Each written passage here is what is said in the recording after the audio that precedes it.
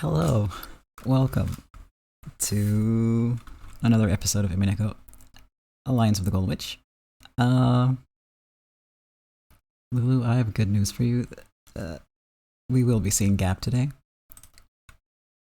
and quite a lot of her. I'm happy to share. Because yes, let's just start. I'll load the game, and in the meantime, we'll go over what happened last time, do content warning, as always. And,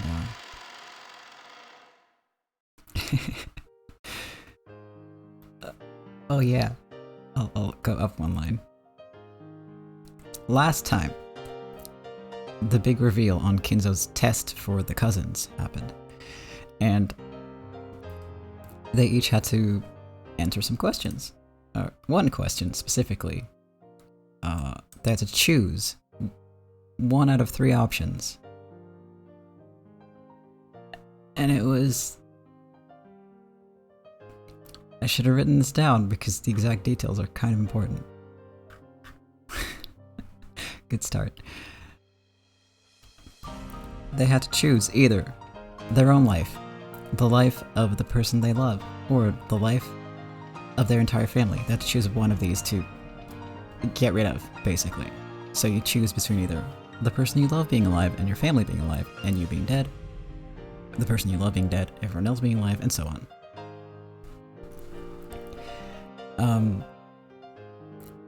That's the choice. Then, once they made their choice, they are expected to carry out this choice.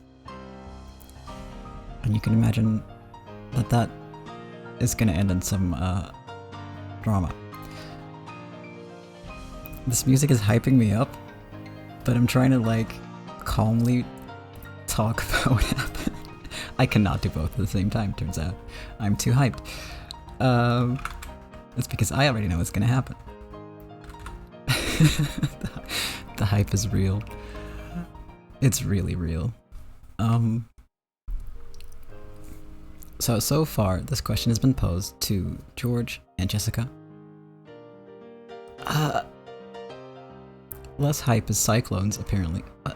Be safe, Lulu, please.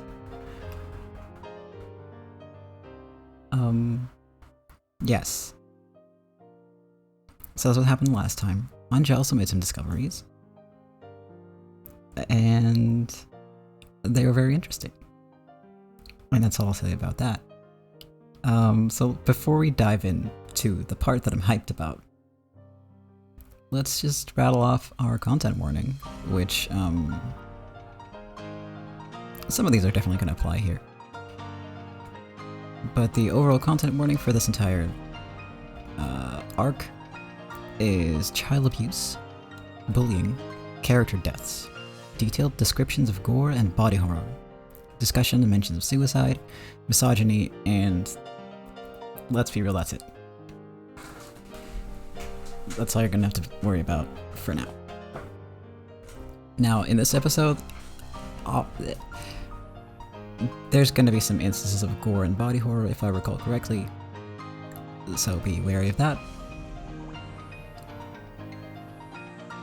Oh my god. Cat. What?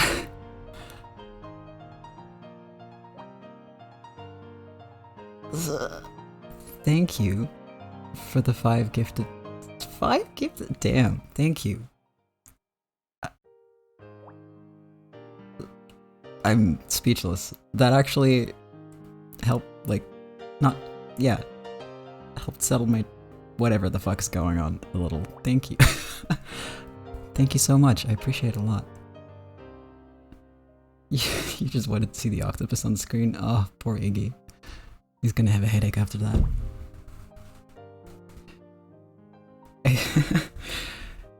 Maybe I should set up a donate thing, because then Amazon won't get the money. That would be my only reason. And I would probably, no, I would donate it all to charity, because I have a job now. Starting that soon, so. Yeah. And Twitch doesn't deserve it.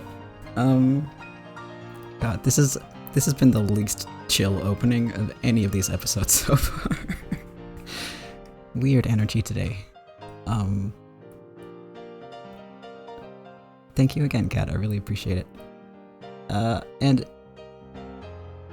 yeah, let's get down to it. The 4 cousins have to pass this test to decide who's going to be the next head of the family. And the last time, George was asked to sacrifice 1 out of 3. And he decided between him, Shannon, and everyone else. His choice is everyone else. Then that means he has to kill everyone else with his own bare hands. Or bare hands, he has to do it in person, right? That's the expectation. At which point, he asks Gaap, the order of the murders, is that up to me? She says, yeah, it's fine. And then he says, well then, to start, that means the first one's gonna be you. Got a problem with that? Huh? A gust of wind blew, stirring up George's jacket as if it was a cloak. It was very much like the cloak worn by the head. It definitely carried that impression of dignity.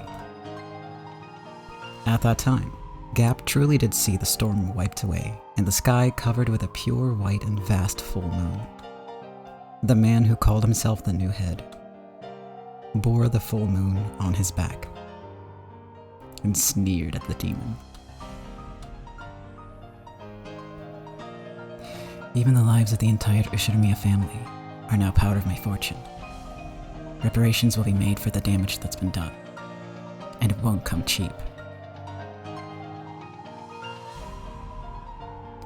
You didn't seriously think you could take my parents, Aunt Natsuhi, Uncle Rudolph, Aunt Rosa, and Genji-san's lives and expect me to overlook it, right? Impertinence.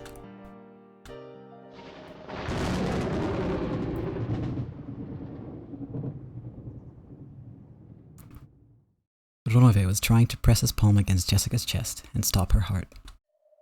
But right before he could, his hand stopped. On the carpet at their feet, 2 small red flowers bloomed with a plop, plop. The seed of those flowers was way up high, piercing into the heavens. On Jessica's fist. Ronove's nose was stained red with spewing blood, and those drops had been dripping onto the carpet. By the way, that just now was my answer as a maiden. My answer as the successor is different. Allow me to ask. The person I love, my family, and my relatives, everyone, I'll protect them. If I'm the head, then that's my duty. Dad wasn't just swaggering around. He protected me and Mom. He fought the pressure of succeeding the Ushinomiya family for decades. That's why I know. Being the successor is nothing trivial. So you know what? I can give it up. Betting my own life is something I can do easily. Jessica knew. She knew that in order to protect her family, her father had bluffed and fought alone continuously. Jessica understood something that his back had been telling her. Another left straight was buried into Ronove's face. That terrifying strike wasn't due just to the brass knuckles she was using. It was a strike of a person, a family head, who could throw away everything in order to protect. If Dad's lost his qualifications to be the successor, then I, the next in line, will succeed the headship. Head of the Ushinomiya family, Ushinomiya Jessica. I'm not the kind of coward who would let you do whatever you like anymore. A wonderful answer. I shall change your score from earlier. +10 for that answer. +10 for that splendid left straight. Which means that... Oops, it's a little eager. +20 would make for a perfect 100, yeah? As Ronova jumped backwards, somersaulting in midair, he violently wiped away the blood pouring from his nose. It had become not blood, but petals of a red rose. The blood on his face was wiped off, and in its place was a grin filled with a delight he hadn't felt in so many centuries that he couldn't remember. I, Ronove, will test to see whether your resolve is worth full marks, understand? Shut up, shut up! Come at me! Come into the abyss! What? Suddenly, beneath George's feet, a pitch-black pitfall opened its mouth wide. Of course, George had no way of resisting. After being swallowed up by that, George fell out of a pitch-black hole that had opened up in the ceiling of the arbor. Jesus Christ, Gaap. As George fell down, he was hit by a reverse roundhouse kick from a sharp stiletto heel, like a strike from a carefully aimed bee.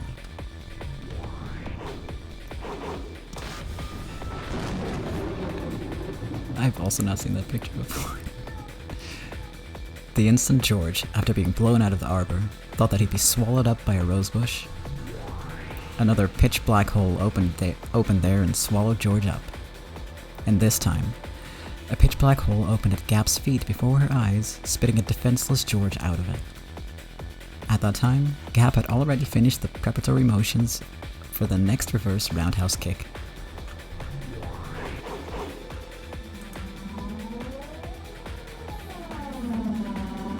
What? Oh, there we go. Apparently you're not allowed to say fuck, even though I told Auto Mod that it was okay multiple times.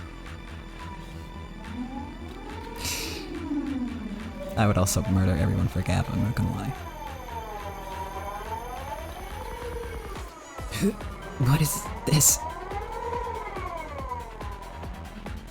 Welcome back.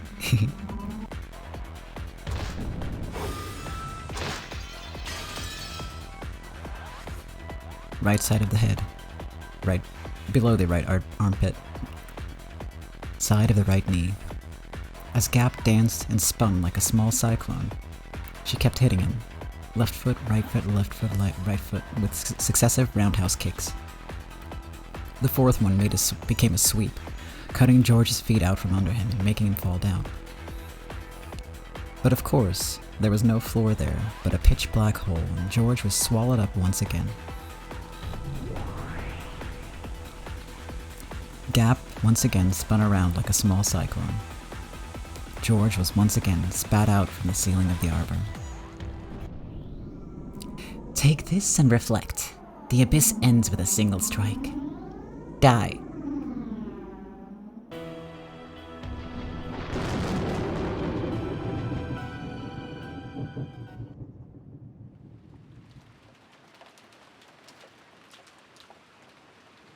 The sharp strike of the queen bee pierced the heavens like a rising cyclone.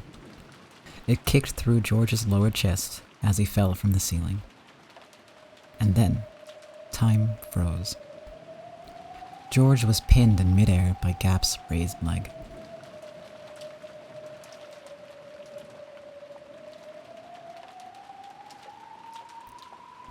What a lucky man. Still pinned in midair, George moaned. Then Gaap, with George still hung up on her foot, grinned. I'll admit it. At least your attitude is that of an adult. But that's no good unless you have the power to go with it. Did you know? They say you need 3 kinds of power to rule this world.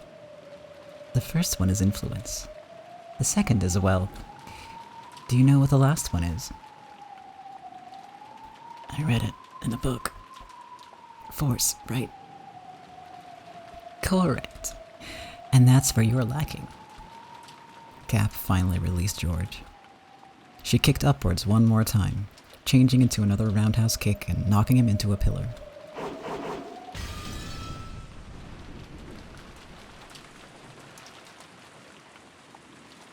No one will fear a monarch without influence, without wealth, or without force. Kinzo possessed all three of those. That's why he reigned as a tyrant. If you're going to call yourself Kinzo's successor, try showing me a bit of that majesty, okay? Come on, how long are you gonna sleep there? Stand up, okay? If you don't, you'll fall again, see?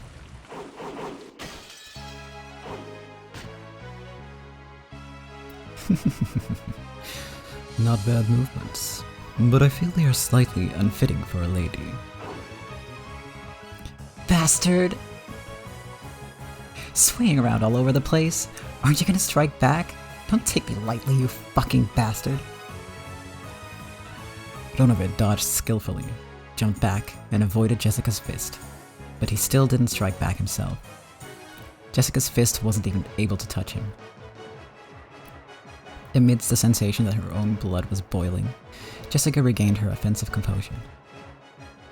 Even though this room was large for a bedroom, it was a very cramped place to keep up such exaggerated dodges in for so long. She calmly realized that and started using not just her fists, but her legs as well. Boxing with just your arms makes you but half a fighter. Your arms must be like the hot roar of a lion, and your legs must be like the cold snakes closing in on its prey. Snakes don't have legs. True. These two. Jessica began cornering Adonovic towards the wall with perfect footwork. She didn't let him get around her. Adonovic's magnificent dodges looked flashy, but they needed a large footing. Once cornered, he wouldn't be able to dodge anymore.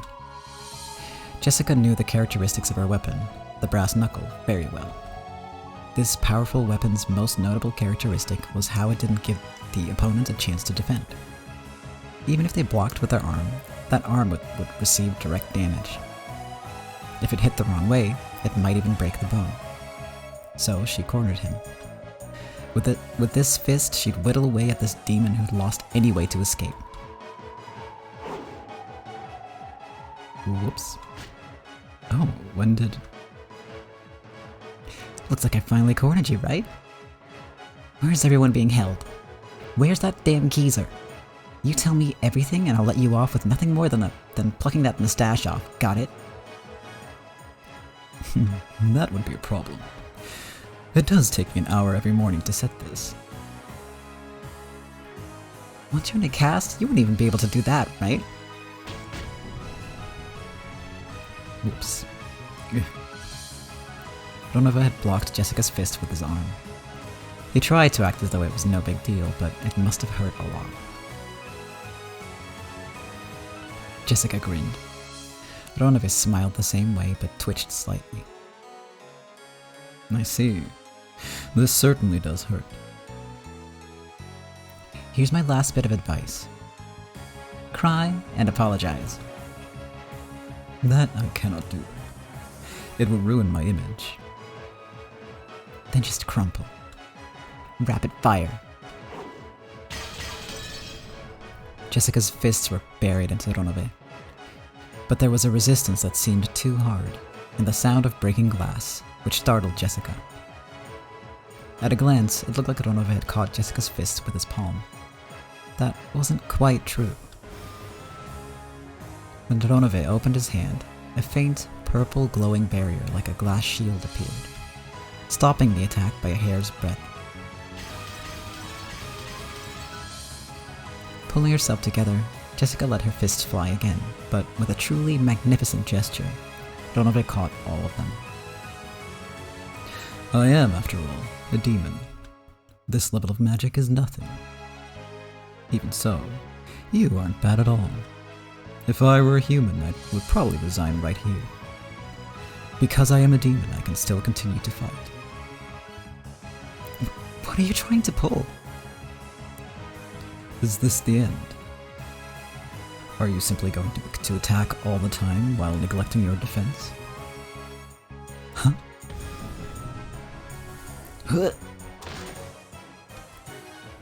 Donova's palm shot to within a hair's breadth of Jessica's stomach. Jessica was knocked away by the purple shield, rolled backwards and smashed her head on the bed. My shield cannot be broken by a mere human. Don't think that you'll ever be able to touch my body again. In that case, I'll just burst through that shield. Persistent, I see. Yes, a truly fitting spirit for the successor. Perhaps I'll be your opponent for just a while longer. This is also part of an examiner's role.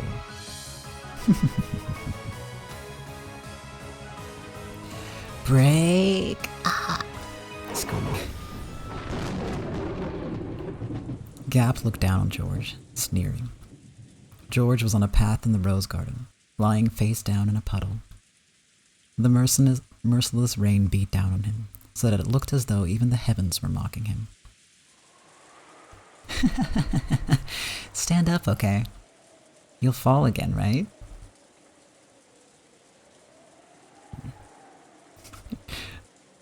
I'm going to take this very brief moment of calm to catch up on what you all have been saying. Real quick, because I got very caught up there.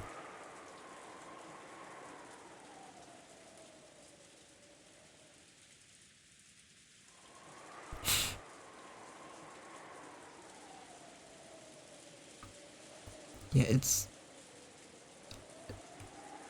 George is interesting. Especially very early on, and there's just no, he's just kind of there. And then later on, well, like right now, you can see that he's kind of ruthless, potentially. And then he turns to a goody two-shoes again, and it's confusing. Like, you can tell that there's more to him, but he doesn't really show it. As for Jessica and Donove, there's... yeah, they're kind of opposites in a way. It's really interesting. So that's a really good match. It is my way to say he's bland in the beginning, yeah. For sure. He really is. Yeah.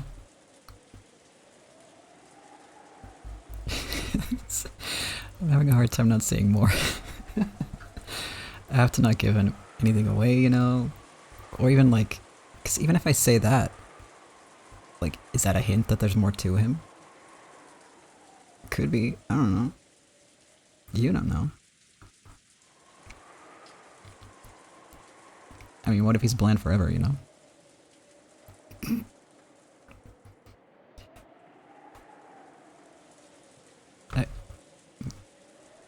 I don't think I'd survive in politics. People would be too mean. Too nice.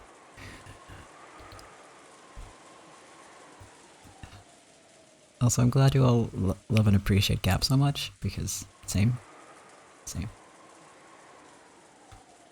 You can be mean but say it in a nice way. Yeah, but I don't like it when people say mean things to me.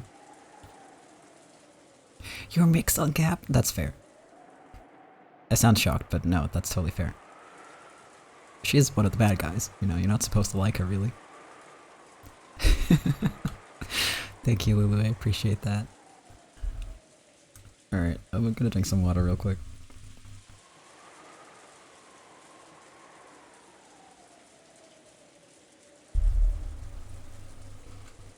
Okay.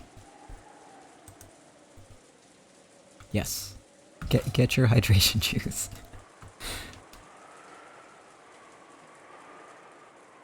Very important. So let me check something real quick. Okay, that's all in order. Good. Oh. Ah.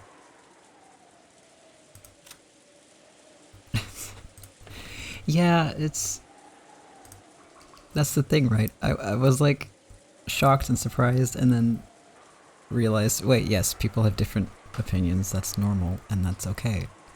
Like, not everybody has to like the things that I like. Easy peasy. For that split second there, it's really hurt, but not really.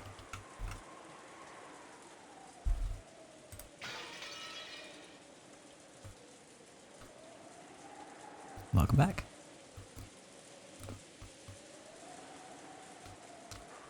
Okay. A little more water needed.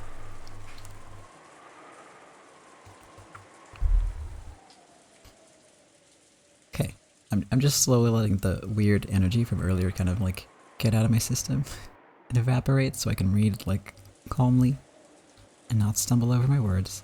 And, you know, make it nice to listen to. Oh my god. Lulu, oh my god. I understand. I'm with you on that one. Yeah. Honestly, yeah.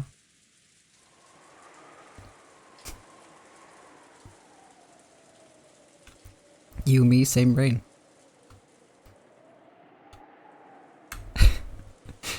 Okay.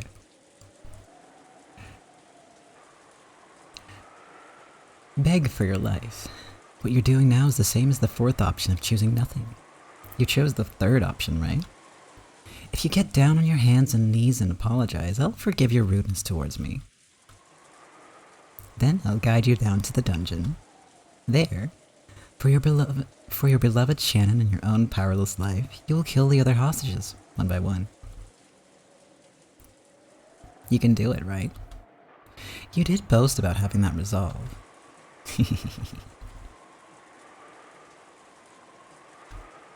George didn't answer. Let this simp out. Yeah. Okay. It's alright.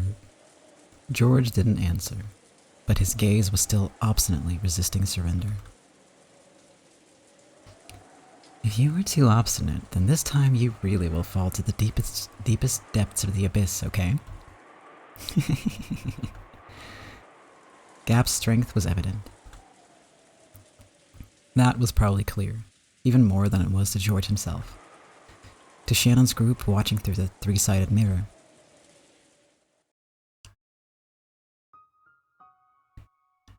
George-sama, that's enough. For someone like me? Ne-san. If you didn't like me, you wouldn't have to fight with anyone, right, George-sama? Then, please, abandon me. Please forget me. There was no way that voice could have reached George. But, even so, George answered. No way. I won't surrender. Oh? Why not? Because that's my resolve. I'll fight everything for Shannon's sake. And I'll make everything accept us. And bless us. Hey, could you tell me something? Why are you willing to go so far for that furniture called Shannon? She's just a washout, isn't she? Rubbish furniture that couldn't even make a satisfactory waitress. I won't permit any more insults against the woman I love. So what are you gonna do about it? How could a weak kid like you resist me? Loving someone is strength. Because I learned that, I was able to become strong. Shannon, I love you. With just those words, I can stand back up, over and over again. Shannon's in the dungeon, right? Professing your love to me won't... No. She heard. That's because it's love. Shannon can hear my words right now. The reason I can believe that is because of love. You...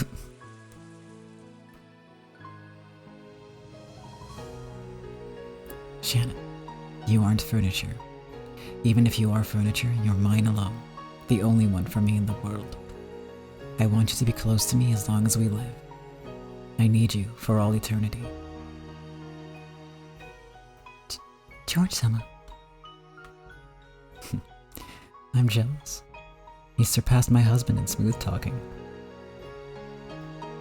That's youth for you.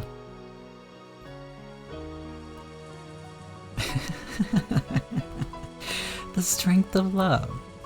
Then why are you so weak, boy? Does that weakness mean your love is also that weak?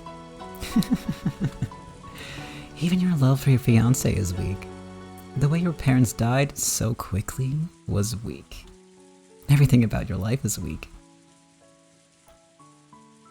Shannon taught me about love and strength. If you're trying to measure my love towards Shannon by my strength alone, let me teach you about my love. So you say. I get it now. You're saying that the way you can still stand up after being kicked down so many times is the strength you received from Shannon. In that case, what did you receive from your parents, who got killed way too easily? At that time, there was a blackout. Even though they were outside? No. This is... The thing blocking Gaap's vision was the bottom of George's shoe. Sidekick. Nasal bone fractured. It had stopped right in front of the tip of Gaap's nose. The thing I got from Mom was this kick. Several moments after, Gaap jumped back. Of course, that was too late. If George hadn't stopped, he would probably have caused the damage he'd announced. And what I got from Dad is fortitude. Anger with a low boiling point isn't something to be truly feared. True anger is disciplined by fortitude. I recognize your violent method of declaring your intentions. I also see that you've slandered my fiancé and my parents' honor. And you have no intention of taking back what you said, yes? You... I now understand your attacks more than enough. So maybe it's about time. Time to start fighting back. Quit prattling, foolish boy. A pitch black hole opened its mouth at George's feet. But George rapidly opened his legs, straddling the hole. The same move won't work again. It was an extremely smooth dodge, and the upper part of his body didn't even quiver. Fortitude means calmly analyzing how your opponent will act, instead of losing your cool. Why? Isn't it obvious? Can't you guess? No, I can't. It's to counter, to give back exactly what you got, to make them not want to take another pass at you, to make them cover their face in tears and snot and forget to wash it off, to make them want to rub their forehead on the ground and apologize over and over, to completely, perfectly and thoroughly beat them until they can't get up. George dashed. Pitfalls opened one after another, but George didn't step in them again. And, because he was persistent, he was able to reach Gaap a second time. Reverse roundhouse. Jaw fractured. It was stretched out more forcefully and beautifully than Gaap's had been. Of course, while it centered directly on Gaap's face, it stopped a hair's breadth away. Perhaps she couldn't rely on pitfalls at this close range. Gaap kicked at George's shins as a diversion, and in the instant of weakness when he tried to deal with that, she aimed a kick at his stomach. It was a bee-like stab by her stiletto heel, but it sliced through the air where George no longer was. High axe kick, collarbone fractured. Good. By Gaap's side, George calmly announced that, his foot still raised. If that monarch's heel had swung down, A collarbone fracture would probably have been the least of her worries. This guy's stronger than me? At close range? I need distance. She jumped backwards to open a large gap between them. She jumped and leapt and even flipped in midair, increasing that distance. It should have been magnificent, but for some reason, it was very similar to the movements of a small, scared animal. If she opened the distance between them, she'd be able to fight at the range that was her specialty, using a mixture of pitfalls and kicking techniques. You fool. You'll regret the pride that made you let three chances of defeating me slide, as you fall into the depths of the abyss. Huh? When she magnificently landed and tried to aim a pitfall, a razor-sharp wind cut Gaap's bangs. Yes, it cut them. It happened twice. This time, it didn't just stop a hair's breadth away, but it scattered her bangs with its air pressure. Armada con martello. The fundus of the eye fractured with the first strike. Cerebral contusion with the second strike. Gaap was too shocked to speak. George had closed in over all that distance in an instant, letting off a fearsomely nimble mid-air double kick. Furthermore, with the accuracy and edge of that of a razor, it had cut nothing more than several of her bangs. I learned the power of kicks from karate, speed from taekwondo, and freedom of range from capoeira. Mom is pretty fickle, but I've learned from studying various nerds. Why don't you hit me? You aren't going to say it's because I'm a woman, right? You spoke of force as a monarch's third power. It looks like you still misunderstand the meaning of that force. In this situation, force doesn't mean hastily wielded violence. It refers to a deterrent, knowledge that if someone opposes the monarch, that person won't get away unharmed. Deterrent, you say? In short, this is what it meant.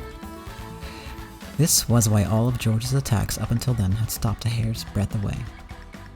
These bare misses, which were more difficult than hitting directly, had all been performed so splendidly. Also, if George had wished it, any one of those would probably have crushed Gaap. He had daringly not done that. You said it yourself, right? Force is the power to control. If you crush your opponent with force, you won't be able to control them, right? A monarch's force is something that is only shown. He does not crush. He makes others surrender and adds them to his own fortune. If you start blowing bubbles, I won't be able to make you guide me to where the hostages are. Gaap had to admit it. She had to admit that George understood force in its truest sense. You'll take me to where everyone is. I would advise against resisting. I won't stop short next time. Sorry, Leah. Let me borrow your troops. This guy's too much for me alone to handle.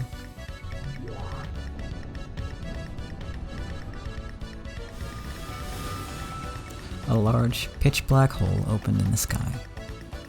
Thunk, thunk, thunk. 3 muscular goat attendants fell out. They surrounded George. I know, they're so big. They're so big. It's amazing. One sec.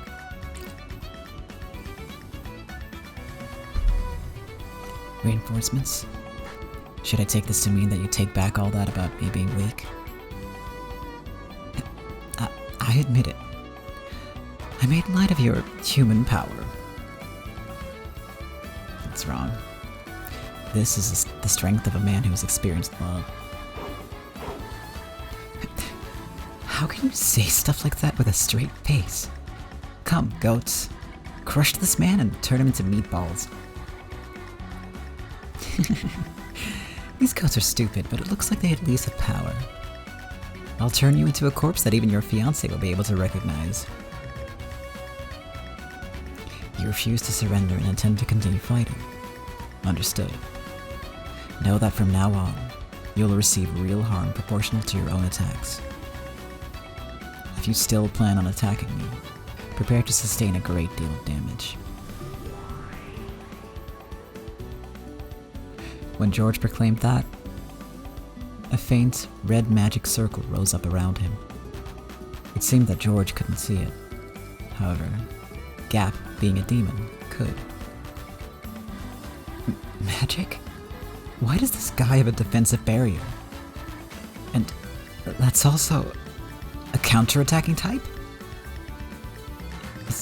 Is this what you meant by a deterrent?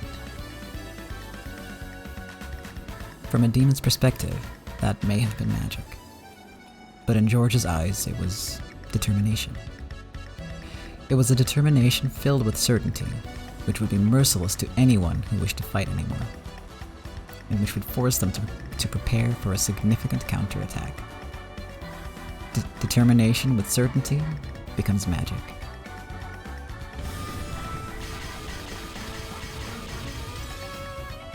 Ronove had been accurately blocking Jessica's fists with his shield, but something felt odd. Even though he was certainly catching them on the shield, he felt his arm get jarred, and it hurt.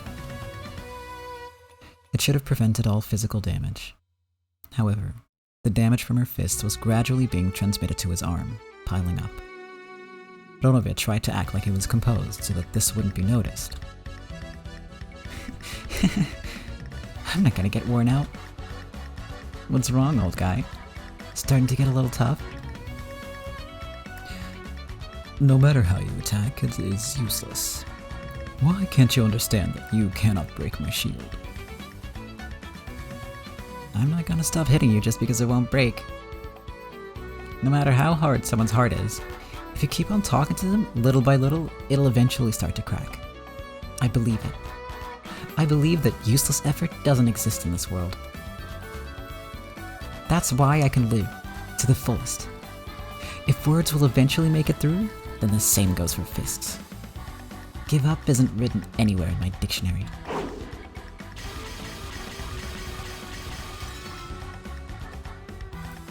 Those words were probably aimed at Kanon, who had seemed to reject Jessica's words. But Jessica knew that, no matter how stubborn his heart was, those words would eventually soak through. She believed that they would surely reach his heart, that the day would come when he would stop calling himself furniture and disparaging himself, and that he'd step out into a new life. So, Jessica didn't give up. She didn't lose heart. It's stupid, right? I bet a guy couldn't understand, right? A girl in love doesn't even think about giving up just because it's useless. At that time, Ronove certainly saw. He saw the reddish glow of light that encircled Jessica's fists. This is not good. An enchantment, is it? This permeating upgrade will be troublesome. Inside her unrelenting fists and determination dwelt the power to succeed no matter what.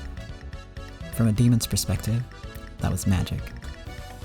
Determination with certainty becomes magic. See? Nothing useless about it. Looks like my fists are making it through. Guard your arm, old guy. It seems I will have to get a little more serious. It appears it is as you said. In this world, nothing is useless. That's right. If you give up because something's useless, that's when your life ends.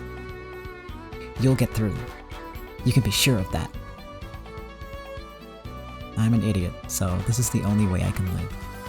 But even so, I'm sure I'll be able to teach Kanon-kun about a new world someday. So I'm not gonna lose heart in a place like this. I'll definitely defeat you and save everyone. Damn. Got to somehow open the hole.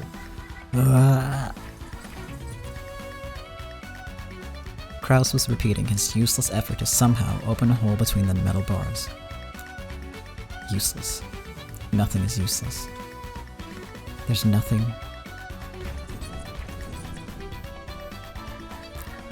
The lookout goats had been swallowed up by those black pitfalls and disappeared. Now was their once-in-a-lifetime chance. This was their only chance to break the bars. Stop it. It's impossible, Kraus-san. There's nothing we can do with our bare hands. Let's look for a tool. Don't waste time on the impossible. If you give up because it's useless, then it's all over. That's what my daughter said. Even if my body won't fit, as long as a small person like Shannon or Kanon can make it through. Now that we've reached this point, action is more important than racking our brains. Let's work together. I'll do it too. Kanon-kun, you're a boy, aren't you? Lend a hand. Kanon-kun?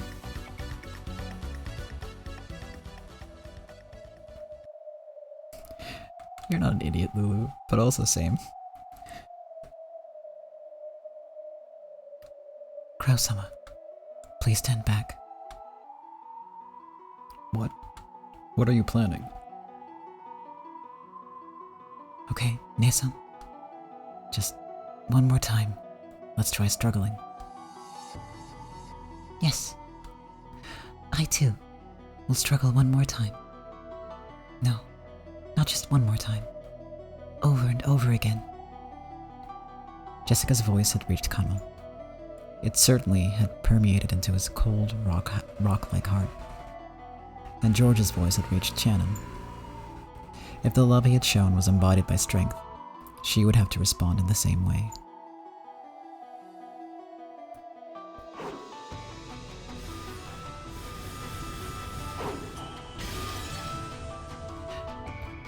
No, that's not what I meant. I meant we can both be idiots.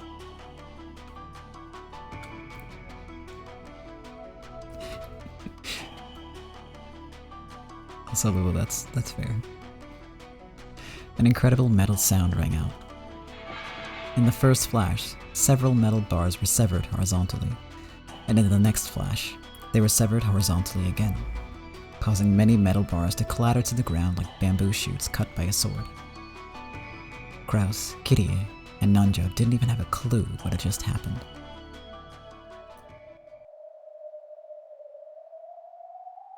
Dr. Nanjo, which way down the corridor goes to the mansion? Oh, of course. In and to the left. In and to the left. Let's go, Kraus-sama.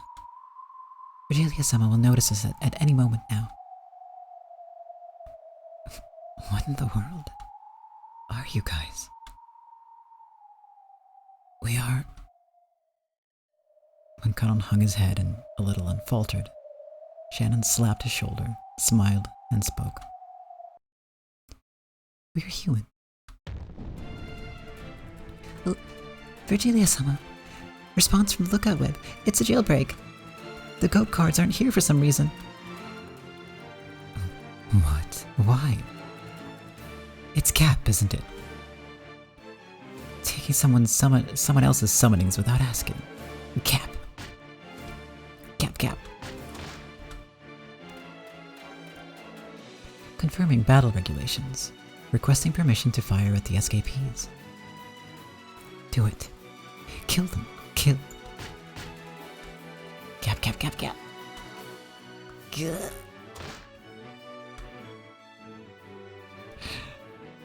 Oh, Virgilia, what is up with you?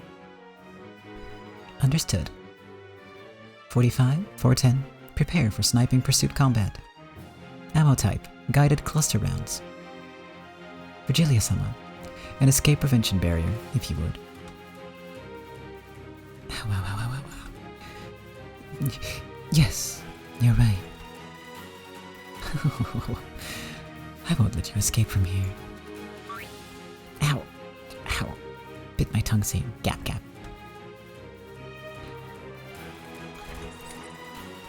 The underground passage in front of them was once again blocked by metal bars. She's a little bit angry, apparently. Yeah.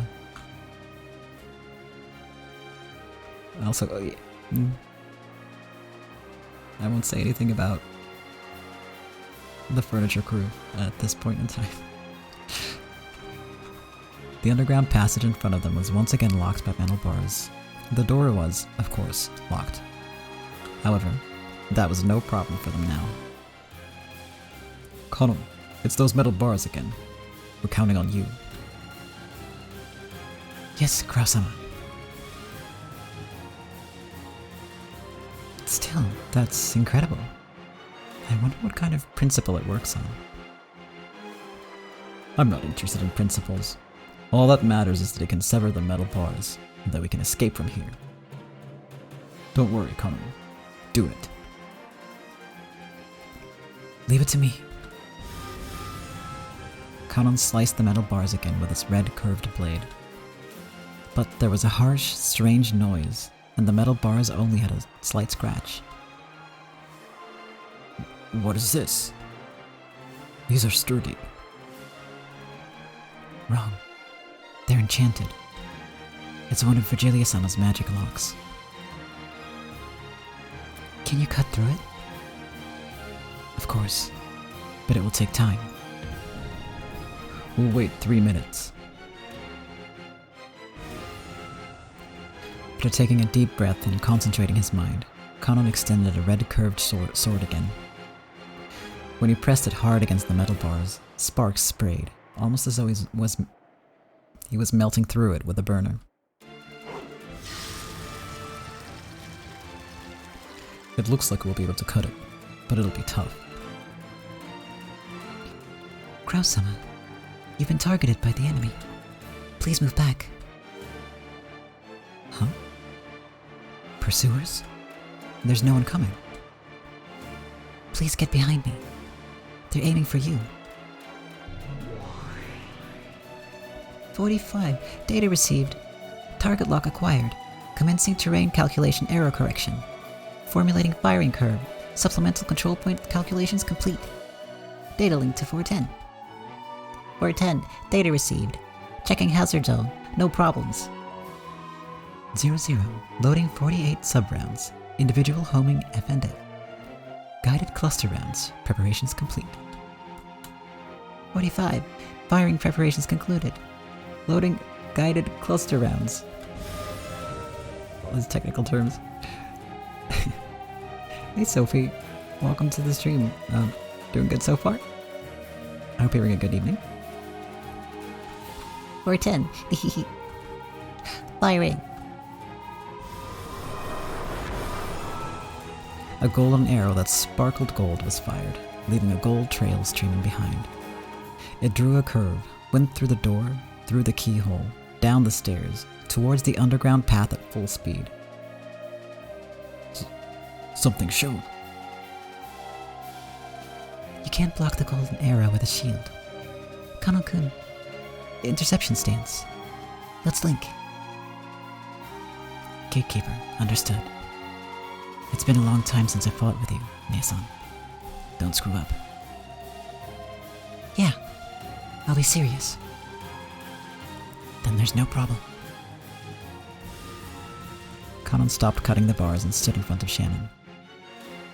Behind him, Shannon closed her eyes, concentrating her mind deep into the darkness of the underground path.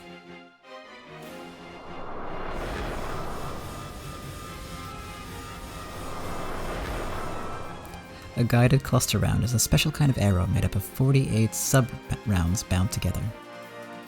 It explodes mid-flight and divides into 48 mini-arrows. The strength of each individual one is low, but they pierce through all shields and possess a perfect wounding and killing power against personnel. And on top of that, each one of the 48 possesses autonomous guidance towards their individual targets. It's shown. It's divided. Confirming guided cluster round division. 46, 7, 8. 48 sub-rounds, all rounds locked onto. Interception control. Data link to Kano. Kano, data received. You're incredible, Nae-san. You can actually see all 48. Concentrate on interception prioritization. Trust your Nesan. Of course. I don't even need to open my eyes. Commencing interception.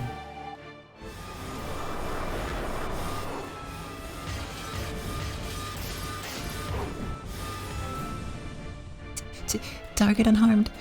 It was intercepted. Yeah? All 48 of them? After all, Shannon and Connor were originally a furniture pair. They're strong when they're together. Ow, ow, ow, ow. Is this gonna become a mouth ulcer or something? Calm down. Reload. Updating ammo type. Precision lightspeed sniper rounds. Preparing for precision sniping. Sounds good, yeah. Impossible to intercept super high-speed rounds. Impossible for a mere gatekeeper to defend against, yeah. Precision sniping. Roger that. Commencing collection of precision firing use data. What in the world was that just now? Don't worry, I don't have a clue either. All I know is that we would have died if not for those two. Kanan-kun, thanks. Go back to the metal bars. The next shot will probably be one we can't intercept. How could we defend against such an attack? We don't let them shoot. Kanan-kun, initiate spirit particle combat countermeasures. At those words, Kanon closed his eyes tightly and ground his teeth. With Shannon at the center, a pressure and impact that only non-humans could perceive struck.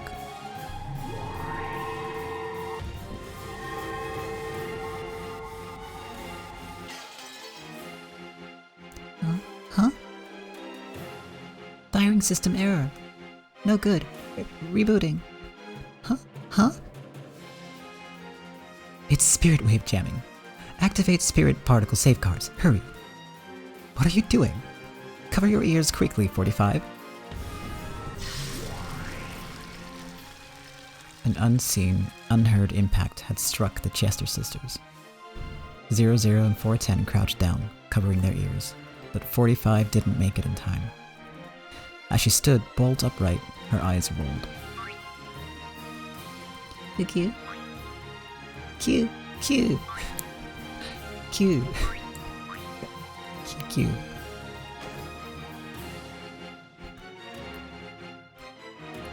48. 45 got damaged. Her IME's busted. Yeah. The noise is also horrible for me. Yeah. 45. 410. And 00. Damaged. Abandoning sniping posture. It came straight through the link. If we don't reboot. Raising their spirit particle sensitivity for precision sniping had backfired. They had taken the full brunt of the spirit particle shockwave Shannon had released. And not only 45, who had been hit directly, but also 00 and 410, who had been linked with her, were taken down. Are you okay? I'll make you some more delicious black tea later, so get a hold of yourselves. My apologies, sir. Rebooting. Please wait several hundred seconds. All of the Chester sisters had fallen over. They would probably get back up eventually, but it looked like it would be hard for them to return to the battle lines for a while. So, furniture was able to repel weapons, if only for a moment. I see. A plot to entertain that child truly will be filled with unexpected turns. Virgilia tore the air with a large gesture, motioning as though opening a door. Come, arise, goat attendants. It's time to work. Catch and kill the escapees. Corpses are fine, we can just revive them anyway.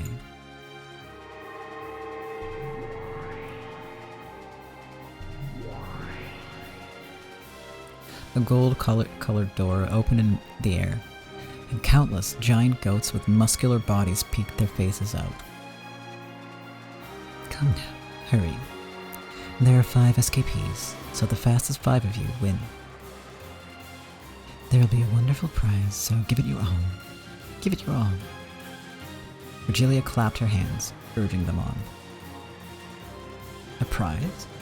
After facing each other at those words, the goats all rushed to the door at once, trying to get out, making the exit as packed as the Tozai or the Yamanote rail lines in the morning. Each wanted to get out first, so none of them could get out. Virgilia held her head in frustration. By that time, Kanon had managed to cut enough bars to make a crack that could be slipped through. It had been a bit of work for Kraus, large as it was, and Nanjo, with his lethal waist. But even so, they all managed to make it through. But after they did, they only had a couple seconds to be relieved. Immediately, another set of metal bars blocked the way in front of them. This certainly is secure. I'll bet they really didn't want the people in here to escape. Kanon, sorry, but I'll have to ask you again. It may be tough, but please. There was sweat on Kanon's forehead. You could tell at a glance that cutting the metal bars, which had been made even more solid by magic, had physically exhausted him. Yes, leave it to me, Kraus-sama. Only you can do it. Please, we're counting on you. Only he could do it. Holding tightly onto those words, Kanon concentrated his mind once again and set himself to the task of cutting metal bars again. Enemies are coming from behind. Multiple targets. Yeah, this time even we can tell. The ground's really shaking. I can tell that some ridiculous monsters are rushing at us. Don't worry. I'll use a magic lock to make a blockade of the metal bars we just came through. Mere goats won't be able to break it. Shannon held her hand out towards the metal bars they had gone through. But she stopped right away. What is it? Virgilia-sama has started neutralizing the spirit wave gemming. It'll be bad if it's broken, and we'll lose the initiative once the Chester sisters are rebooted. I'll make you pay in full for bullying those cute bunnies. If you're trying to gain the advantage with those clever spirit particles of yours, I'll tear all that away and rob you of them. Hey Magikarp, welcome to the stream, how you doing? Nessa, concentrate on the spirit wave jamming. The gap in those metal bars is too narrow for those goats. It should hold them back for a while. I don't have a clue what you're saying, but we know it's something pretty bad. Kiria picked up a metal bar that Kanon had just cut. Kraus had no weapon, but he rubbed his fists, and the two of them glared into the depths of the underground passage where the shaking was coming from. I believe these are the final metal bars blocking the way. How far is it to the mansion from here? It's quite a walk. The path is even, but I seem to remember walking for 30 minutes. So if you run all out, it'll be half that time. They couldn't tell for sure, since they didn't have the three-sided mirror. But there was no guarantee that George and Jessica would still be alright against demon opponents after all this time. If you run at twice the speed of walking, it'll be 15 minutes. And twice that speed would make it 8 minutes. And if we sprint all out at double that speed, it won't even take 5. No problem. That's fast. Yeah, I'm doing alright, Magikarp. Thank you for asking. Just doing the reading. What an unreasonable calculation. But that's how you calculate in a fire. My sincere apologies, everyone. Please watch my back. Leave it to us. Kanon, you cut the bars as fast as you can. Shannon, you concentrate on jamming this witch called Virgilia, whatever. Kiria-san and I will defend against our pursuers. Thank you for the save reminder, Lulu. I will not save. I'll support Nanjo. He's just sort of there.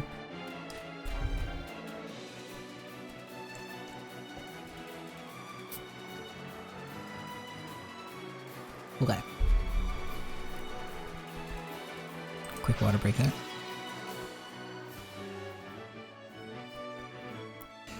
Then, the roars of beasts rang out from the darkness, and several fiery, glowing, bright red eyes appeared.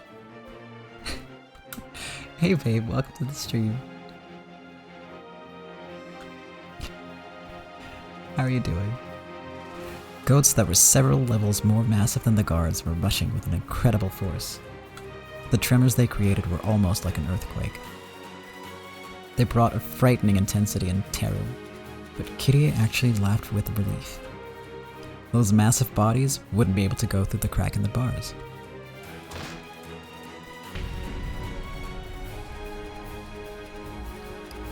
The group of goats crashed into the metal bars with a fierce sound like that of a train colliding with a dead end. Clumps of dirt fell here and there from the ceiling, and you could tell that the metal bars had bent, as if collapsing. Their charging power probably was on par with the train. If the metal bars hadn't been there, they would likely have overwhelmed the 5 of them and crushed them in an instant. When the group of goats pressing up against the metal bars noticed the 5 people right in front of them, they let out a terrible howl, trying to intimidate the 5. Or maybe that was out of pain from their game of push and shove. One calm goat among them figured out what should be done about the metal bars, then grabbed 2 of them with its massive arms and began bending them, as though opening double doors. Kirie sharply jabbed her metal pole at that goat's vitals. The goat let out a roar of anguish. It probably hurt a lot, but that was all. It wasn't enough to bring it down. Krausan.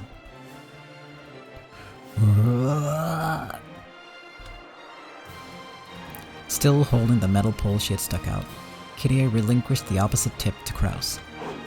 Kraus ran there with all his might, jumped up and kicked down with all his weight and kicking power combined.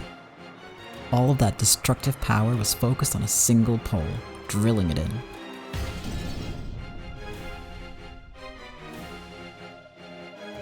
Go Kraus, that's our boy. Ish, sorta. Are you okay? Please don't rub the affected area. I'll prescribe some medicine later. Take care.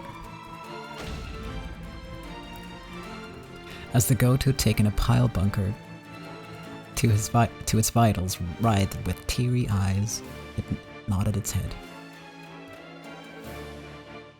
Looks like our link isn't that bad either. We won't lose to Shen-chan Kanku. Naturally, for a loving family like us. We can do it if we take them together. Next, that one on the right. That was the wrong... No, yeah. Well, who was talking? I think that was Kirie, but the thingy didn't show up. Or didn't read it. I didn't read it.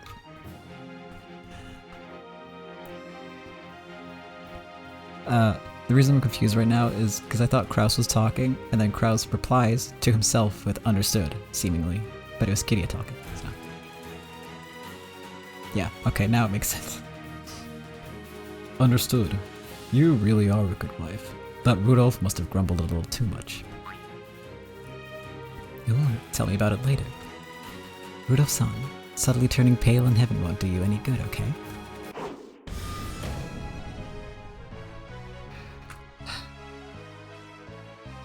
Okay, sorry. Back to chat for a break. I confused myself so hard there. And the music is so hype. Vape's still addicted to Final Fantasy XIV. Fair. I hope you're having a good time with it. Does a phone with good battery who likes to run at people have decent charging power?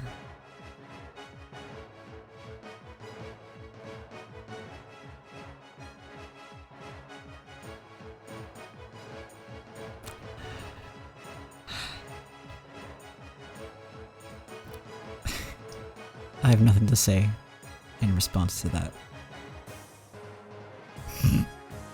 Kraus does have good charging power, as he proved. You neither. It's okay. As long as you know it was bad, it's fine. I'm willing to say, if it's good, I'm willing to admit it, even though I don't like puns all that much, but this one,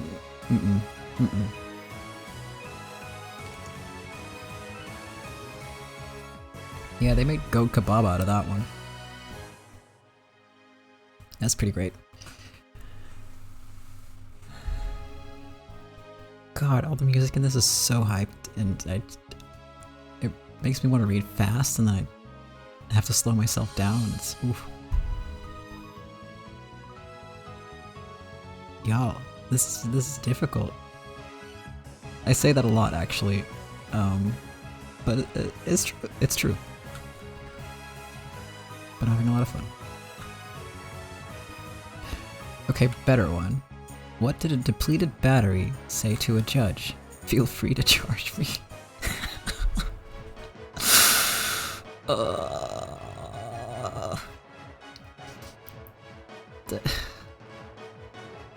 Yeah, technically, Cat makes a good point. Oh my god. I admit it's better. Oh.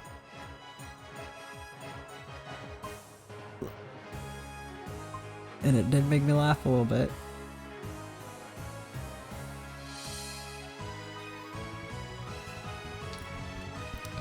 But yeah.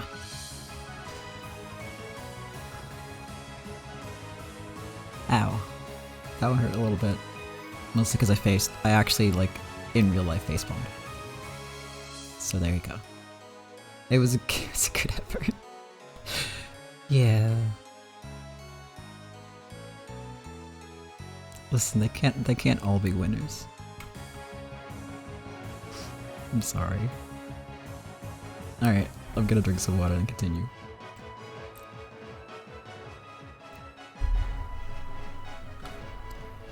The goats' massive bodies were buried in rose bushes. Even taking into account that a leg's power is 3 times that of an arm's, this strength surpassed common sense.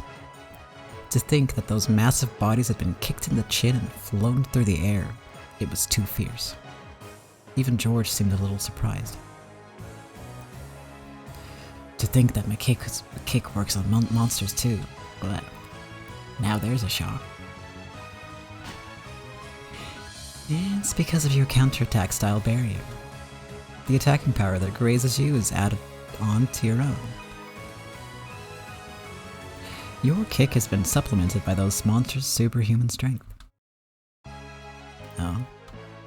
I don't really get it, but isn't that just perfect for me?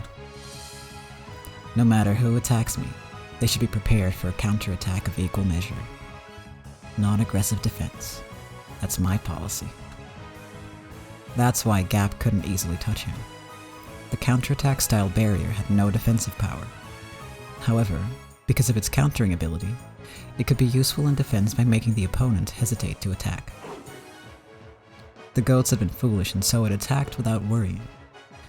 But the second effect had worked in full against Gaap. These guys really are dumb. When your power's even, it's always an advantage to have a smaller build. He lightly dodged the log-like arms. When those arms touched the barrier that protected George, they let off a strong, red light. The tip of the counterattacking foot would then gain the same sparkle, and the superhuman power of the goat added to its own. The goat fell forward and floated in the air for a second. Then, George's next roundhouse kick missed right over the falling goat's head. For an instant, the goat hoped that it might get away with its life.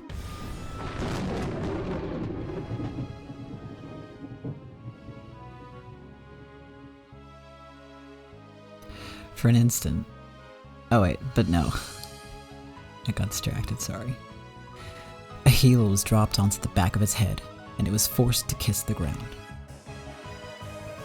Going from a high roundhouse kick to an Narichagi is pretty basic, right? Works pretty well every now and then.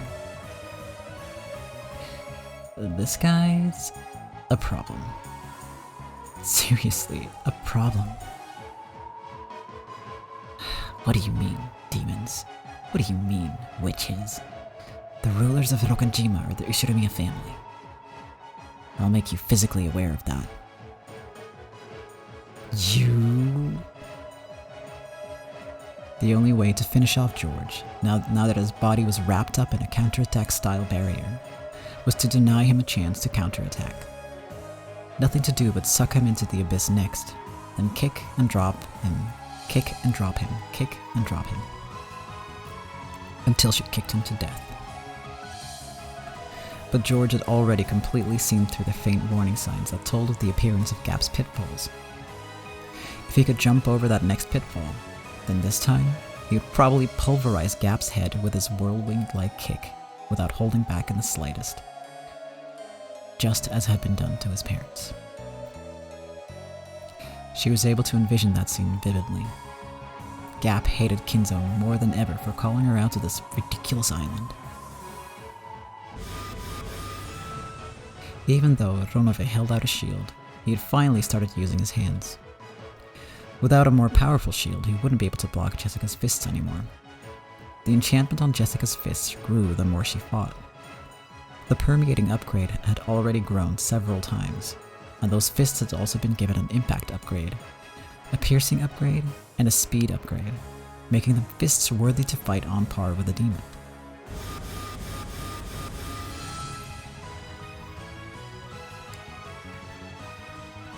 What's wrong? Starting to get tired? You're getting all slow. No. Your movements and thoughts and kinetic vision have been rapidly enchanted. My movements have not changed from the beginning. Your movements are beginning to catch up to me. And you still won't fight back? This is my style. However, I cannot allow it to continue at this rate.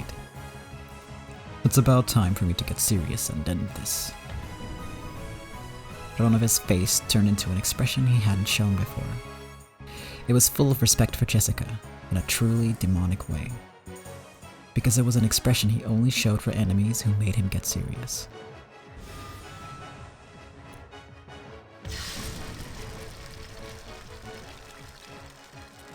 What? What the... The gesture of his whole body that you couldn't call elegant. Ronove held out a shield with all his strength, a shield the size and thickness of a wall. It was more tenacious than a simple shield. It literally was a wall. And on top of that, with all of Ronove's magical power, it pushed Jessica back bit by bit. Did he plan on pushing her back against the wall and crushing her to death? Jessica tried to break through the wall with both fists, but it was solid. Without any exaggeration, it was solid. Is this what you call serious? No problem. I'll break right through it. I will not let you this time. This wall is somewhat different. Here, allow me to enchant it as well. And Ronove made a magic sign almost like a ninja. The wall glowed red for just an instant, and some kind of ominous power dwelt within it. Jessica was able to recognize that almost immediately with her body. Every time her fists hit the wall, pain as though glass fragments had scattered and hit all over her body rebounded against her. I upgraded it with attack reactive armor, an exceptional item that will decrease the force of your attacks by counterbalancing them, and which can even counterattack with reactive fragments. It's perfectly fine to keep punching it, but doing so will damage you as well. In short, it's an endurance test between me and your wall. No problem. Will you fall to your knees first, or be pushed into the wall first? Allow me to observe. Except I might break through it and smash that whole wall along with your face, right? Watch it. Without hesitation, Jessica punched using both fists. Each time she did, a large amount of shards scattered, torturing her entire body. Instantly, several red gashes appeared all over her. She grimaced at the intense agony, but her eyes were burning with fighting spirit, and her lips curved in a grin that stood in sharp contrast to the pain. Kanon, are you done yet? We're fine, but the metal bars blocking them don't seem to be. Just a little more. There's no stopping these guys. These metal bars might break just from them shoving at each other. The group of goats made the metal bars creak. Several arms grabbed the bars, twisting them with superhuman strength. However, some bars were being pulled in opposite directions by different hands. Apparently, they really were stupid.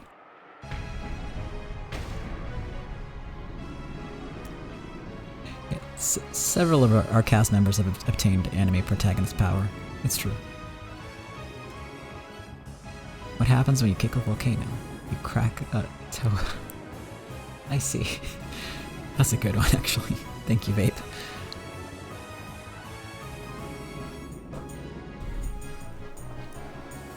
The way those countless hands grabbed the metal bars sometimes happened to match up by chance.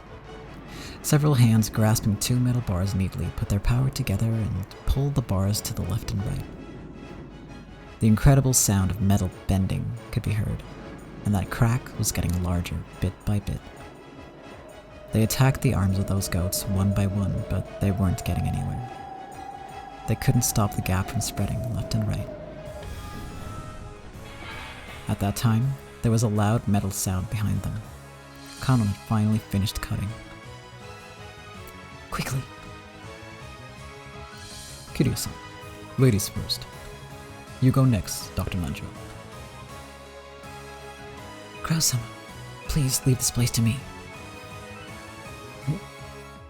This is... Kanon's red sword that had cut the metal bars disappeared. Sorry. We've entered Virgilia-sama's spirit particle area of influence. Our magic power has been neutralized.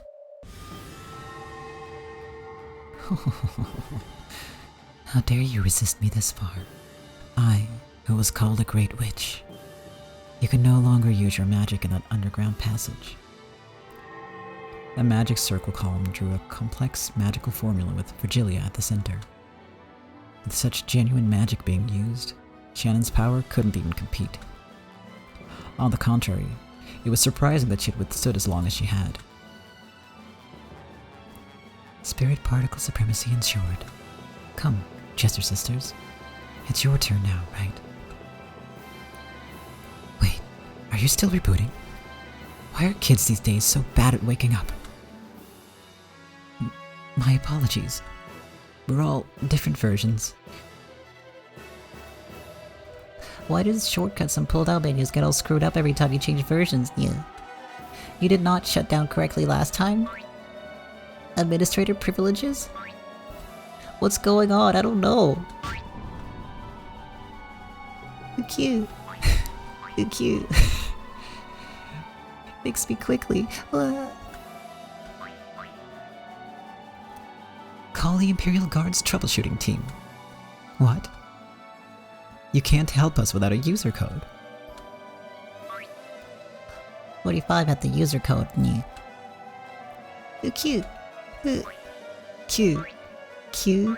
Kyo. Q. Q. Oh my god. It just sounds like 99999 in Japanese to me. Have her write it on some paper. She can't reinstall her IME, so she can't write characters, dear.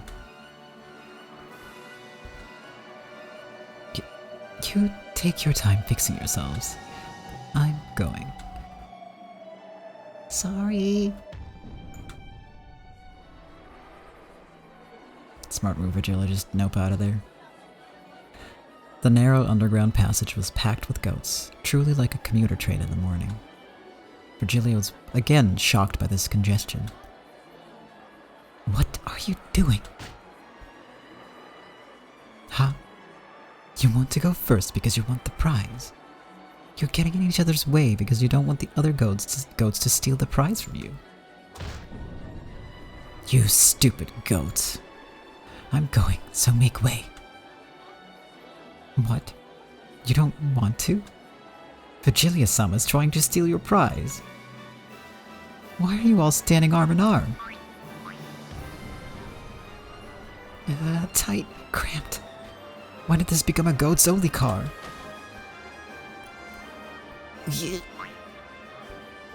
You, that kid who just touched my butt, get off at the next station. What's with you? Come this way, you say? The five in Krause's group dashed through the passageway with all their strength. They couldn't dawdle around in an underground passage like this. They had to quickly join up with the children on the surface. Yeah, Lulu, I was really surprised by that too. I forgot that line was in there. Also, death to the goat who did that. How rude. If they could meet up, there would no longer be any more sorrow. At that time, a terrible rumble started chasing them. Had their pursuers finally made it through the metal bars? But they couldn't see anyone when they turned around. However, that rumble and the dirt that fell here and there from the ceiling grew closer and closer, finally catching up with them and even going past them. It felt almost like being chased by ghosts. For a second, they thought they'd gotten away, until the ceiling in front of them fell in, and a single goat stood in their path. Virgilia was sitting on its shoulder. This wise child knew a shortcut. What a good kid. You get the first prize. Later, you can have some handmade mackerel curry. Maybe it really was happy about that dubious prize. The massive goat showed its joy by putting its hands together and writhing. Virgilia leapt down, laughing that this time it was finally checkmate. Damn, it's no use. Our magic has been completely killed. Not yet. Even without magic, we still have these bodies. Don't be ridiculous. There's no way you could fight a monster like that without that strange power. Stay back, children. I'll do something about this, so escape past the sides of that monster while I distract them. I won't let you.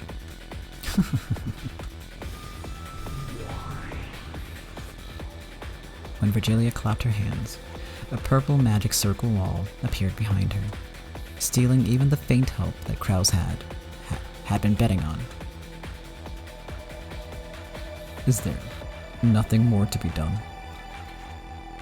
No, not yet. Even Jessica's fought. I must do so as well. Are you serious? It's not possible, not against that massive monster. Don't be absurd. Krause-san, let us think of another way. If you think of something, say it. Until then, it looks like I'll have to manage something. Come on, get back. Take care.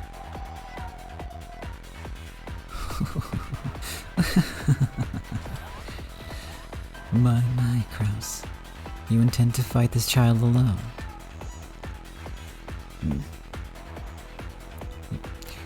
You never know. In a fight, it's always possible to get in a lucky shot. You think you can win even with a fluke? Allow me to explain so that even one who's so blissfully unaware of his place can understand. What?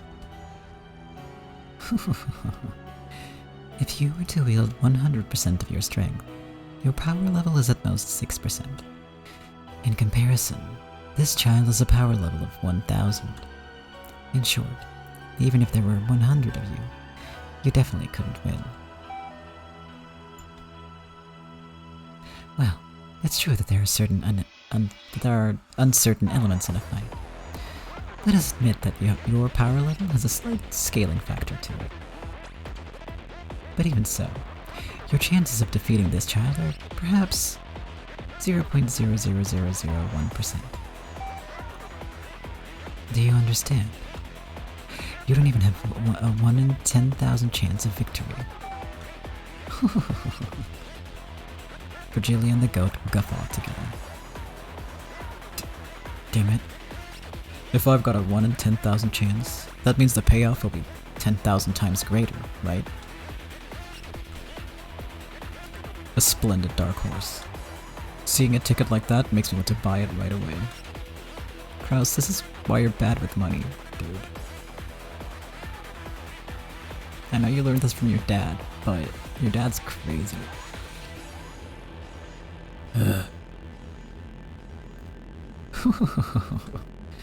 But the coin to buy it is your life, and you've only one of those yet. However, I can understand why you'd still want to entrust that miracle to fate. Therefore, I shall praise your courage for standing against us without fear, and give you a bit of a handicap. This child will fight with only his left arm. Well, even so, I have absolutely no intention of losing to you. Come to think of it, what's that bing bong noise I keep hearing? Very well.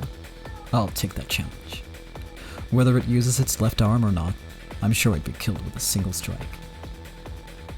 I also only have a single chance at a strike. I can only bet everything on that. That's absurd, Kraus-san. I know you used to do boxing, but wasn't that as far back as your college days? No, even if you were a pro boxer, there's no way you could defeat a monster like that with one strike. That would be true if it were a match in the ring. But while Kraus-Nissan's chance to bet on this hope is faint, it does exist. He's betting everything on that hope. You aren't saying, but there's no way that would work out.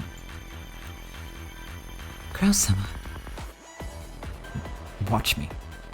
I'll settle this with a single strike. How shallow.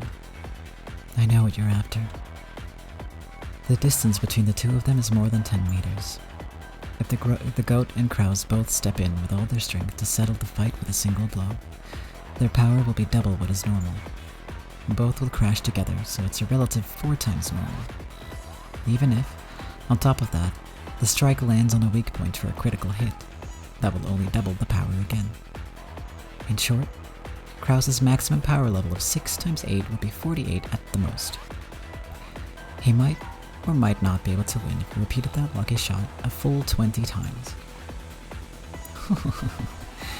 If you're killed every time you take a hit and your damage still accumulates. Let's see. Perhaps you might finally win when we get to episode 24, yes? If only this series could stretch on for so long. Either way, you don't even have a slight chance of victory. Hey, seriously, what is that bing bong sound? Let me bet everything on a single strike. You have no reason to hold back either, Goat-kun. Come at me seriously. I mean, Lulu, you're kinda right though. He's requesting that you go all out. Smash him with a single serious strike, and turn him into chunks of meat. As the goat got excited and beat its chest over and over, it took a position as though preparing for a sprint. Is this what you wanted? Bet your hopes on the greatest limits of your power level, and despair when even that gets you nowhere. It rang again. What the heck? It's really starting to get on my nerves. Here we go. Ready? The goat howled in response. Then, with a matched timing that only the men confronting each other could comprehend, the two leapt forward like bullets shot out of a gun. The men howled. collecting the strength from all over their bodies into one arm each. The goat's fiery glowing eyes clearly locked onto Krause's face. He could perfectly see a vision of when he would step forwards, when he would punch through Krause and blow him away, and when he would win perfectly. The long, painful days up to that point drifted through the goat's mind.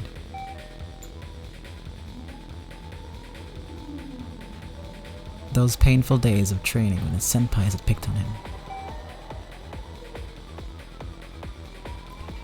Those faint glimpses of the warm concern his senpais felt for him.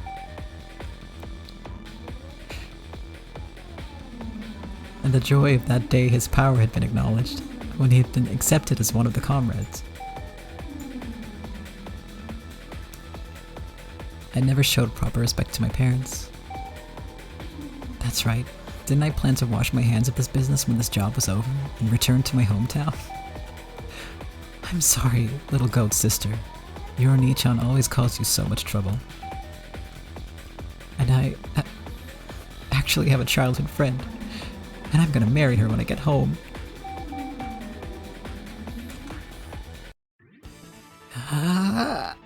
No! Stop tripping on those loser flags! You can't handle that punch. Dodge it! It happened the instant before the two crashed and their punches crossed. You fool, Virgilia. Looks like you failed to make a calm and rational decision. You mustn't take that punch. Knock it aside. Huh? The very instant the goat's left straight and the Krause's right straight crossed. The goat obeyed Virgilia's order with super fast reflexes and pulled his straight back, repelling Krause's punch. That's right. Virgilia's decision probably had been wise. After all, the number of loser flags amplifies the power level of one's opponent. That was close. If you had taken that punch after tripping so many loser flags, imagine just how great a force it would have been amplified to. Come on. From there, smash the completely open right side of his face with a right straight. What? That promise about fighting with only your left arm? Aren't promises made to be broken? Tripped another one. I'm disappointed, Virgilia. You really have lost your composure. What's that? How was I not composed by noticing it beforehand and making him avoid it? Why is that, Kiryu-sama? If they had crashed like that, wouldn't it have been Krause's... I see. Even with 20 loser flags, that's not enough. Krause's and the goat's double rush made for ×4. With a miracle as an ally, the firm promise of a critical hit doubled it again for ×8. On top of that, there was an amplification of ×20, equal to the number of loser flags, making for ×160.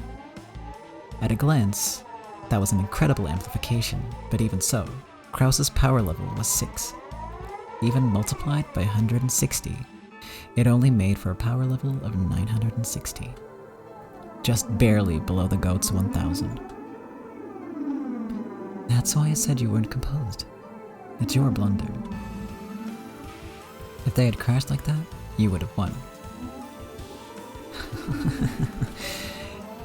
Even if that were so, it all comes down to the same thing if his right straight smashes Krause's head. Die, Ushiramiya Krause. Take this, the strongest strike of the boxing world. After repelling Krause's right straight, the goat's right straight attacked the right side of Krause's face, which had been left open. But there, it crossed Krause's left straight.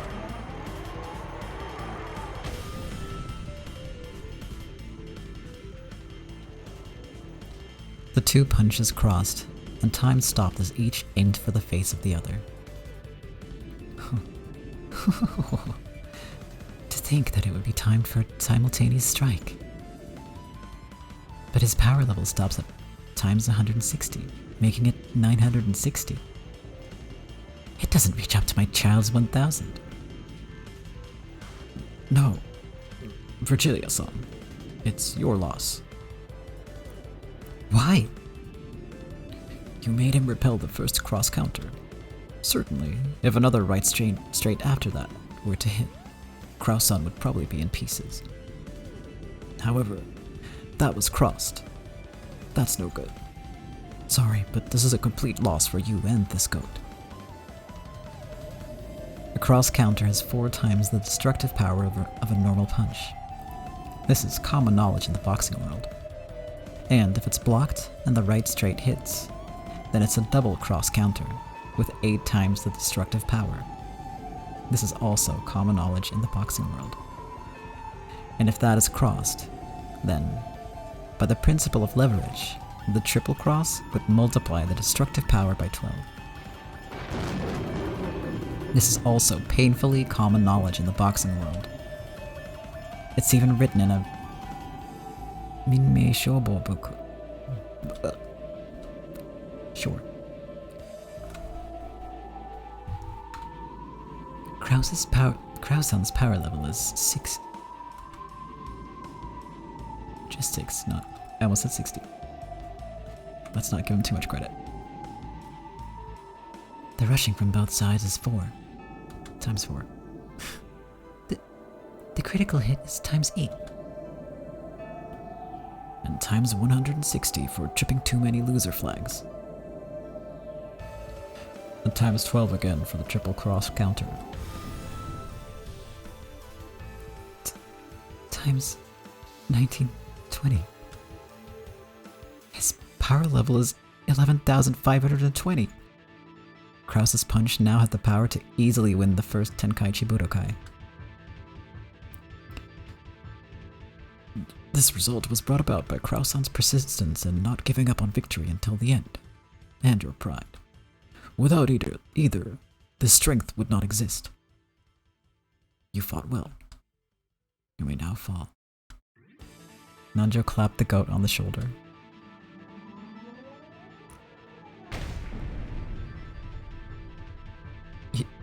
Your Oni-chan gave it his all.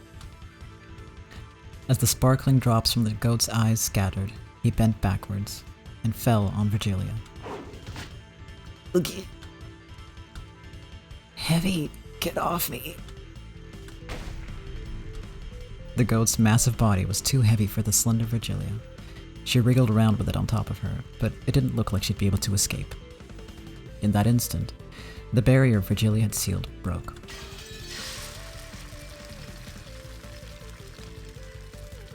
Don't take it personally. It was the principle of leverage that led to your defeat. I wonder how the proof. One sec. My throat's like, nah.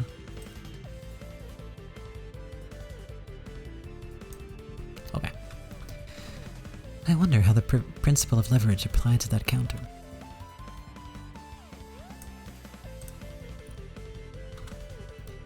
It's an eternal mystery. Let's escape while we can.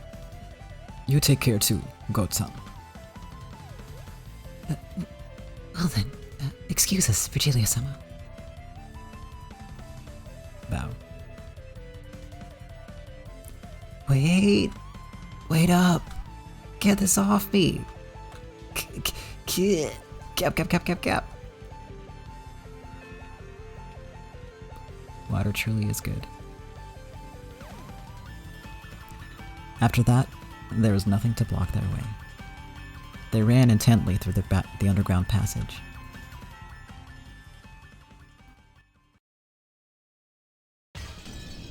Okay.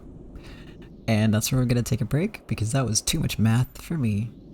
And I need to go, like, get something from my throat. Because it's been like almost 2 hours. And there's so many voices. I don't know what this fight is, but it's honestly one of my favorites in the whole game. With all the meta stuff. I love it. It's so weird. And it's just a bunch of, it's honestly just a bunch of anime references and stuff. Yeah, I love it. It's just really silly. And, it helps kind of break up the tension of all the serious fights a little bit. It's good. It's very good. Yes, I will drink water. I am also just making sure that there's some entertainment while I'm away. I'll be right back.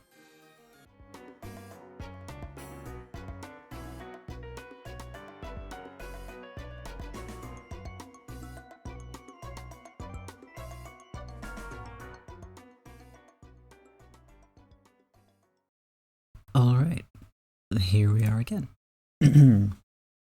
Oof, still a bit rough, but it'll be fine. It'll certainly be fine.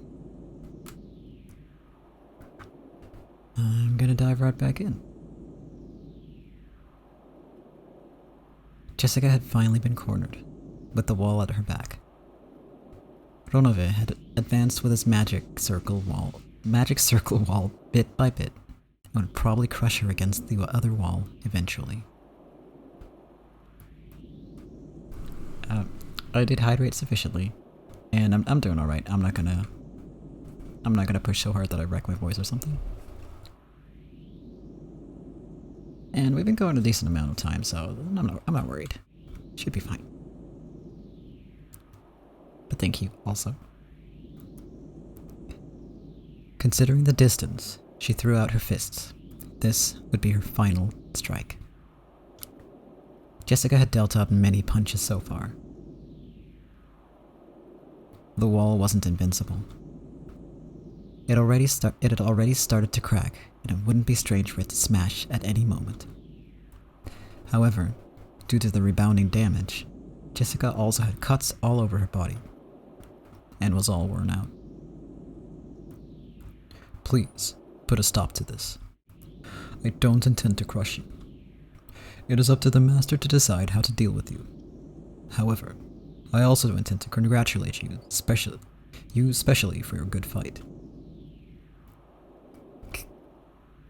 Quit fucking around. Not yet. It isn't over yet. You have wounds all over your body.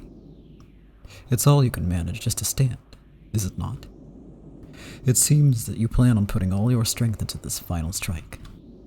However, that final strike will be fatal for you. The damage reflected by Ronove's magic circle wall was proportional to the strength of the attack. Jessica's all-out punch would be bounced back onto her. The more all-out she went, the more suicidal it would be for Jessica. I get it. I know that. I am warning you. Stop this, now. This is for your own good. Stop bluffing. Your wall is already about to break, right? I can tell by the feel of it after punching it so much, okay? That was a fact. Ronove's wall was already on the verge of breaking. And on top of that, Jessica's fist had been imbued with an unimaginable magical attack power by now, and their destructive strength defied the imagination. In the worst case, the destructive power might even pierce the defensive wall, smash Ronove as well, and create an expansion connecting this room to the next. However, that damage would rebound on Jessica as well. She wouldn't escape unharmed. I will say it just one more time. Stop. I say this out of consideration for you. Shut the fuck up. Prepare yourself. Jessica howled, putting all the strength of her greatest and final destructive power into her fist. She roared.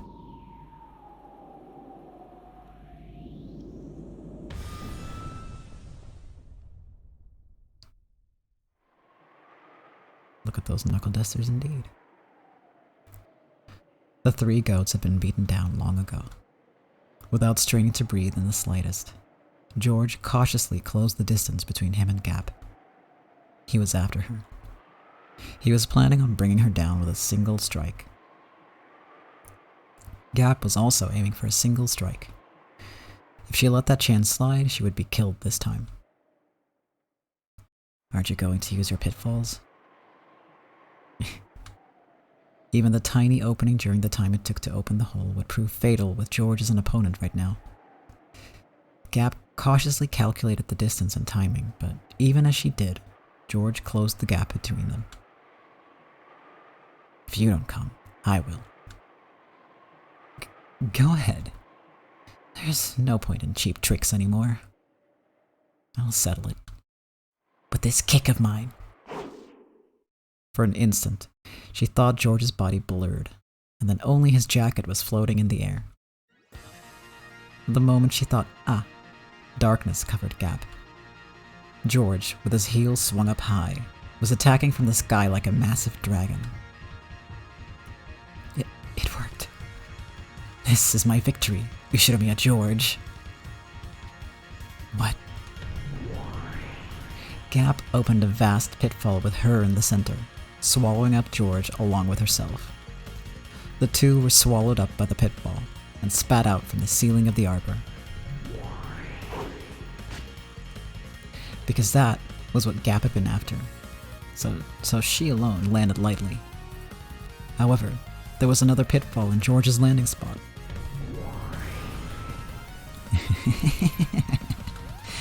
Gotcha, Ishidami George.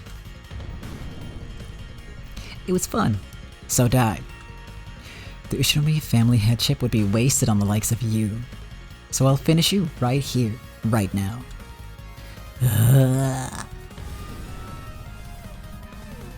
George once again fell from the ceiling of the arbor. He had probably been dropped the same distance as falling off the roof of a 2-story building. In the sky, he couldn't control his posture in any way. It was impossible to resist or defend or avoid. As Gaap spun like a whirlwind, she concentrated all of her energy on the sharp tip of her stiletto heel.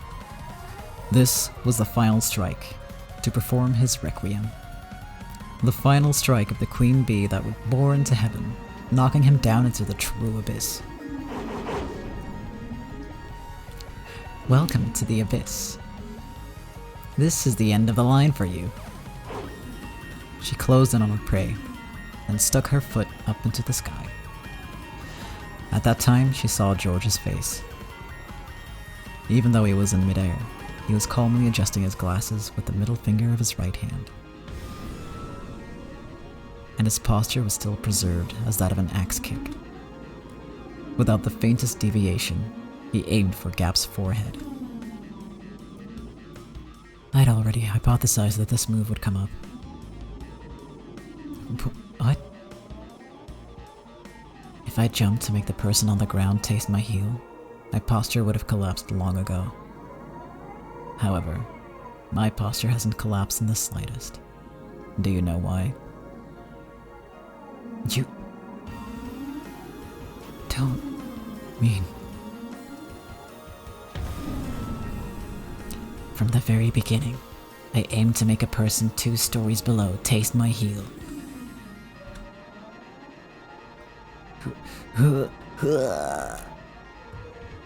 It's your loss, miss. Ding dong. Take this! The final strongest punch that Jessica had raised reached the wall and was sucked in. It was sucked into a black, large hole that had suddenly opened on the wall.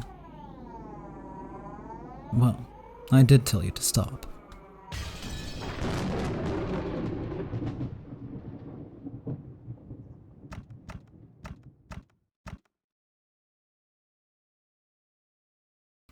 This is...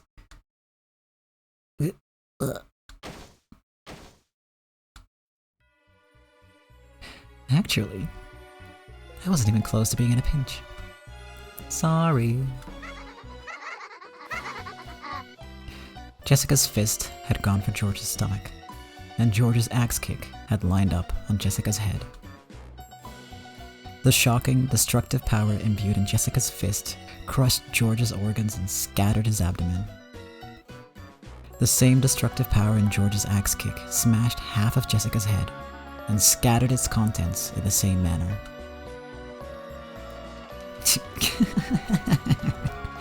Didn't I tell you about a witch's acting prowess? Hey, Beato, what do you think? Were you watching?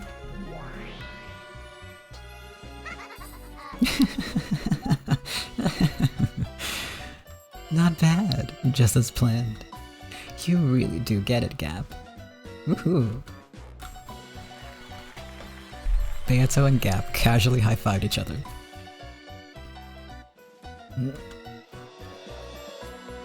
Yeah.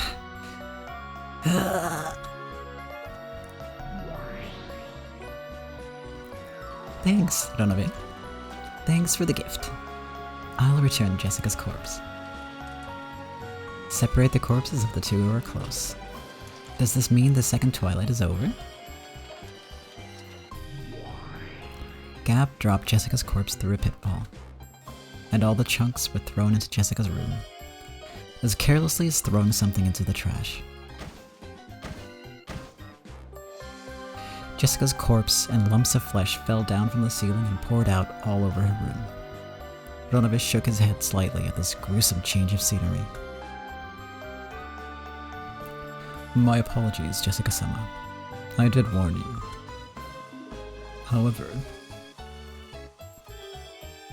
the true art of us demons, that is, foreseeing this conclusion and giving you advice I knew you wouldn't listen to, really isn't something a human could understand.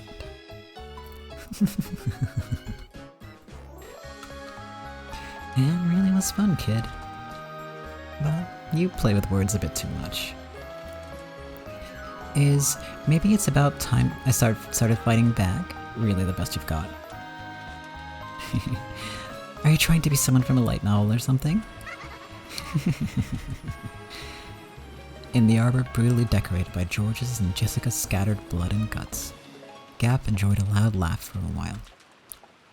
But she quickly realized that, in all seriousness, this was a little too filthy and undignified, and she snapped her fingers.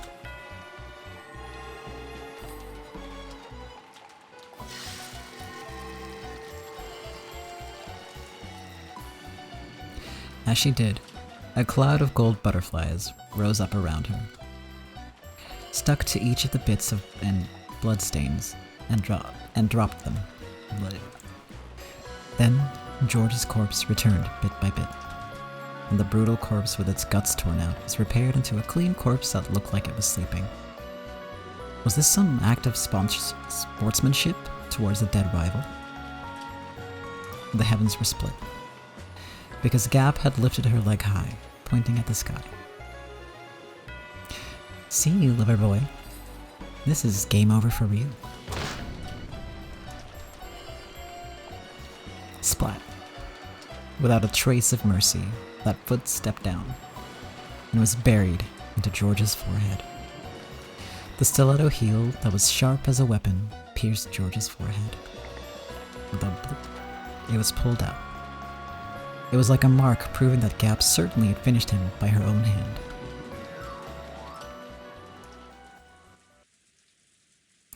Yeah, poor kids. They got played. Very, very unpleasant way to go. Ronobe also returned Jessica's corpse to its original form. And unlike how it had been with George, he restored Jessica's life.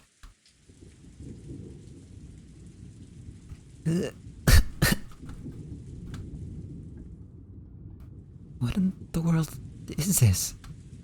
A dream? No, that is wrong. You certainly did pass away, Jessica-sama. You should be well aware of the memory of your final moments. Jessica's mind was burning. For some reason, she remembered being thrown somewhere and having George's heel smash her head. Am I alive? No, you are dead. With my magic, that will only be postponed for a scant 3 minutes. After 3 minutes, the magic will end, and you will return to being a tragic corpse with half of its head crushed. What'd you say?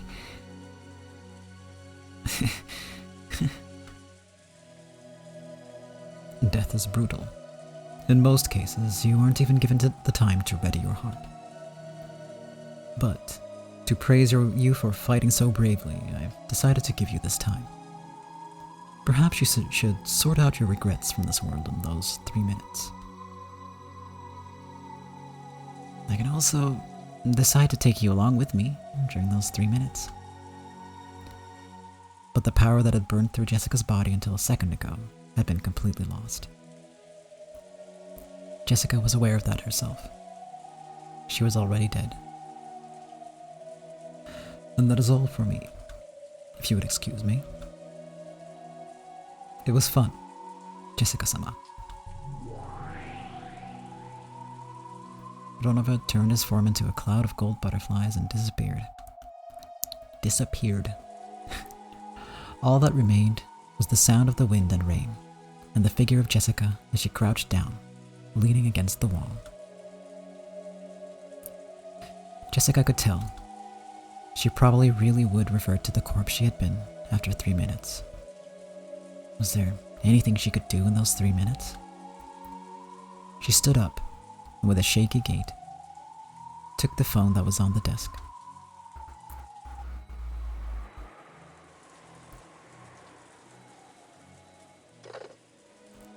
Hello? Is that Jessica? Jessica! What is it? Are you okay?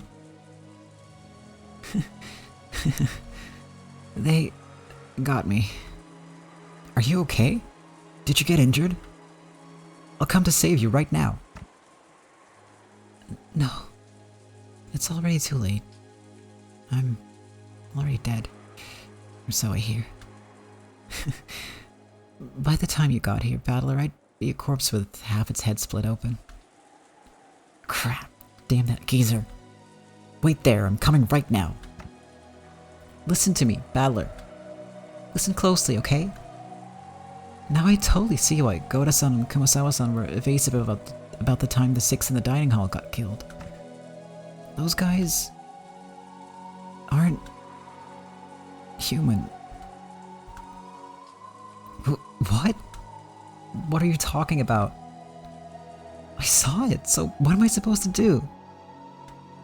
Those guys warp and set up barriers. Do whatever they want, okay? It's like some kind of manga and anime. Hell, we seriously can't keep up. From the very beginning, fighting was useless. They really aren't opponents that you'll be able to fight with that hat-stand spear you're so proud of. A line of blood dripped down from Jessica's forehead. George Nissan's done for too. That was an instant death. The next test is yours, Battler. I wonder if your test will go the same way as ours. Be careful, and don't misunderstand. You mean about the test? No. Don't misunderstand. And assume that your enemy's human. The enemy isn't human. They're demons. They can freely wield a terrifying magic. No matter what. Don't get the wrong idea about that. Be careful. A line of blood dripped down from Jessica's mouth as well. The left half of her head started hurting. Jessica realized that she was about to return to the corpse she had been. When 13 people die, the Golden Witch will revive. 6 were killed, including Mom. That's the first twilight. Then George Nissan and I were killed with the second twilight. So once 5 more people are killed, the ceremony will be complete, and the witch will revive. I hope Dad and the rest are safe. If they aren't, the one to test you might be the resurrected Beatrice herself. Balor already didn't understand what Jessica was saying, but from her tone, he realized that she knew she was about to die. So even though he didn't understand the situation, he'd urged her to give it her all. I said I'm already dead. See ya. It looks like it's time. Good luck on your test. I hope you can become the head.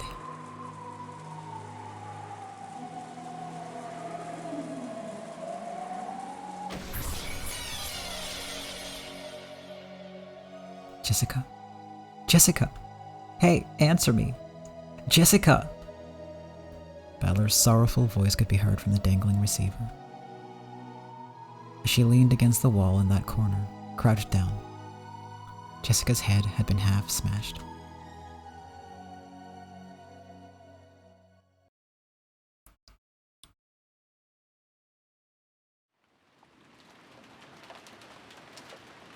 This place is... Is this a well? Where is this? Oh my god, Lulu, you're so right. A couple of minutes ago, we were just having fun. And now everything is sad again. Welcome to Umineko no Naku Koro. This is how it goes. Yeah.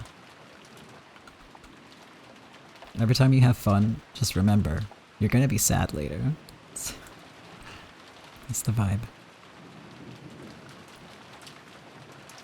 And there are no therapists in this world. Yeah.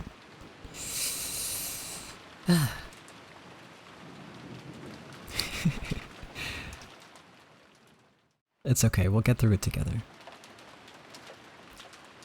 Kiria stuck her face out of the well, and then Kraus showed himself too. When he realized that they could see the back of the mansion from beyond a grove of trees, Kraus knew more or less where they were. To think that here, in a certain well, there had been a hidden underground passage, which led to a hidden mansion. This really is tough on this old body. I usually come up from a different spot with real stairs. If you just unlock it. I will ask you to tell me about the layout of this place in detail later, Dr. Nanjo. Shannon, are you okay? Grab hold. I'm fine. Kanon-kun, quickly. Kanon climbed up a ladder out of the shaft that was disguised as a well. It was probably quite deep. When he looked down, for the first time, he realized how far he'd come up. Firing.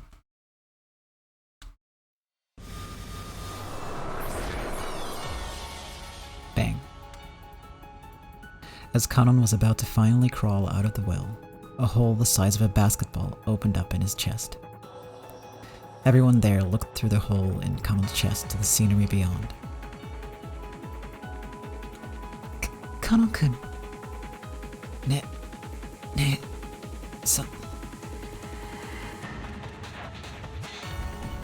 Kanon slumped backwards and was swallowed up into the depths of the well. Everyone, run! The Chester sisters! They've locked on, we can't avoid them. Run! Let at least one of us remain alive. At that time, Kraus and Kiria and Nanjo certainly saw a golden curved line appear from the well, and sow itself through the side of Shannon's head. Shannon! Her head had been pierced. The three had witnessed it perfectly until it had shot out the opposite side, blowing it away. Welcome back, Lulu.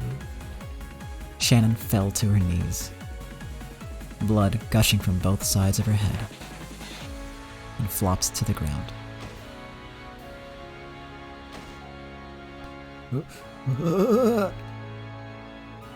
They're after us! Run! We'll be killed! Run! Run, run, run!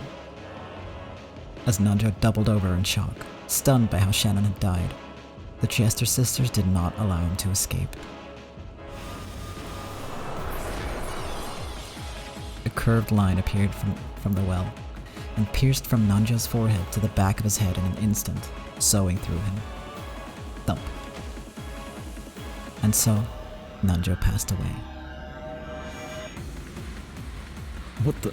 Why? Where's the enemy coming from? We're being sniped. I don't know where from, but they've honed in on us perfectly.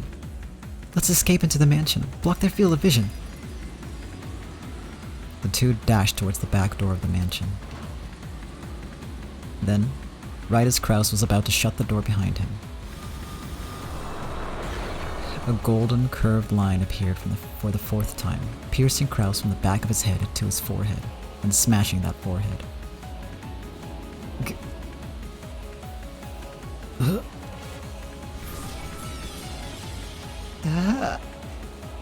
Screaming.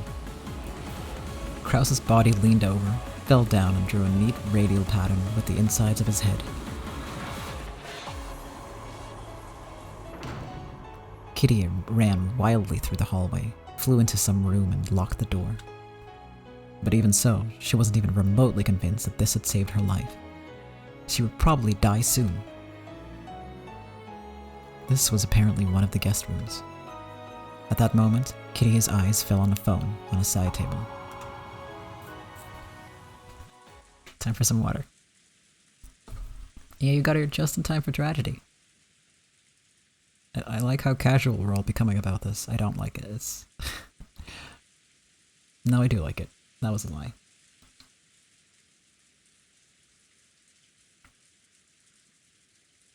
It's like, yes, here we are again.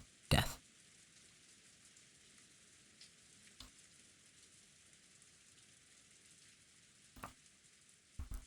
That isn't gonna make the next bits any less sad, though.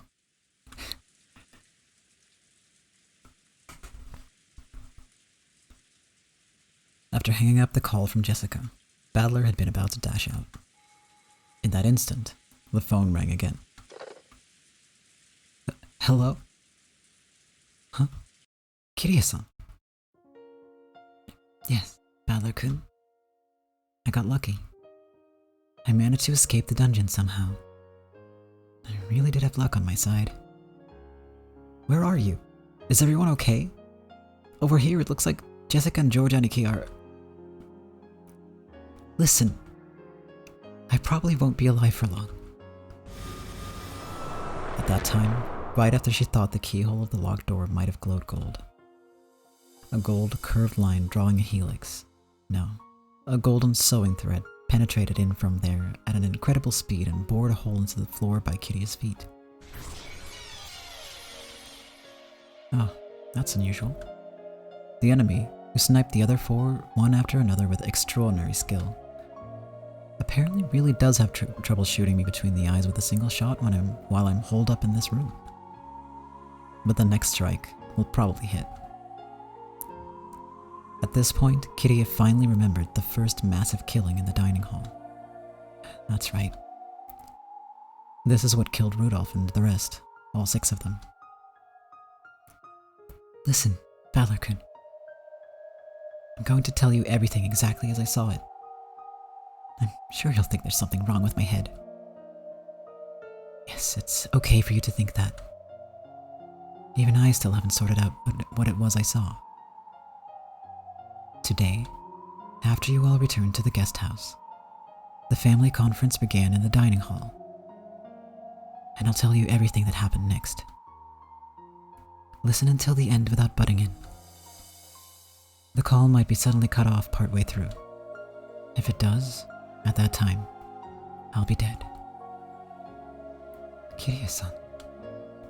Then Kirie spoke. About Kinzo appearing, and the family conference starting. About the 6 being killed, and the 5 of them being confined. About how she had escaped somehow and ran away to where she was now. And how everyone had finally been killed. It was all spoken dispassionately, with no dramatization, just as she'd seen it. She even spoke about how everyone except her had been killed, and how she had observed the moments of all their deaths. And how even now, someone was trying to kill her. Actually, even while we've been talking, I've been attacked 3 times. Something like a strange gold thread keeps flying in through the keyhole, spinning around and aiming for me. First it was by my feet. Next it was close to my shoulders. Just now it grazed my ear. Its aim is getting more and more accurate. Looks like it'll go right between my eyes pretty soon. Run, Kirie-san. Run away. Where to? I've run this far. Shut myself into a room and even locked the door, right? Now that I'm still being pursued, just where should I hide? Hey.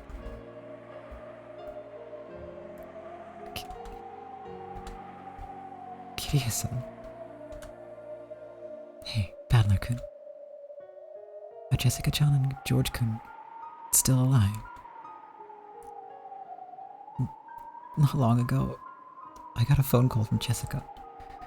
It kinda sounded like they were done for. Thought so. Yeah, when we were being killed one after another, I had a kind of premonition. I thought that perhaps the second twilight had been finished in the ceremony of killing 13 people, before our twilights had been reached. In short, when I die, that's 13 people.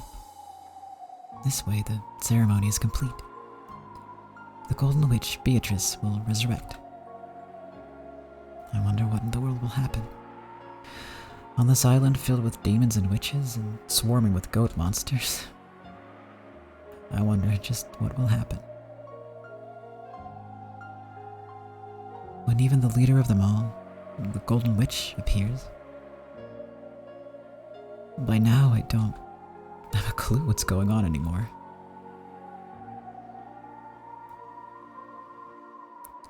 Kirie-san's voice had completely given up on her own life.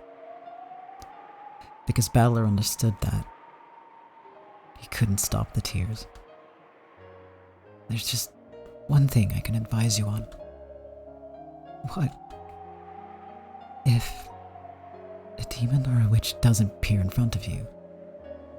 Yeah, there's no need whatsoever to doubt whether it's real or not. Understand that it is what it seems to be. You might think there must be some trick or that there's some true nature hidden behind it. If you have the time to think of something like that, it'd be much more constructive to plan out how not to damage the mood of whatever you're facing. Even mistakenly, you must not say, in that case, try showing me magic. Because to prove that, they'll probably use an even crueler way than before to show you. I can't believe it. Even if I hear something like that coming from your mouth, I can't believe it. I understand. I understand why you can't believe. So that's why I can give this advice. Believe. You're telling me to believe in Beatrice and demons and witches and monsters?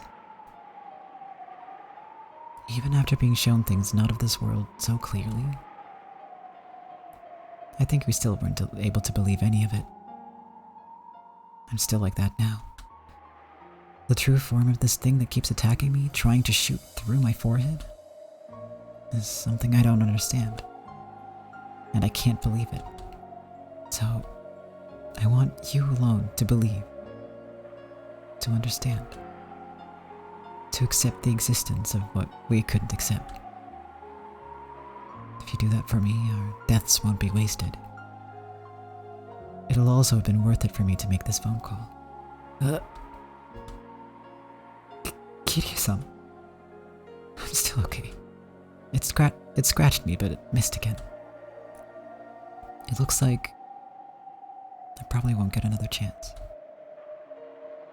Thank you. And goodbye, Battler-kun.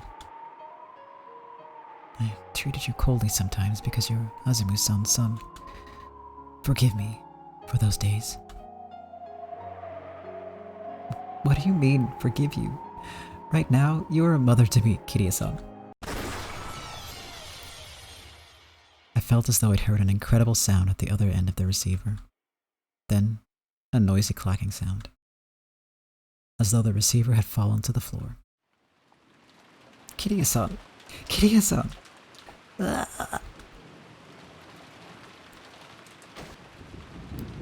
Kiryu-san did not answer through the phone.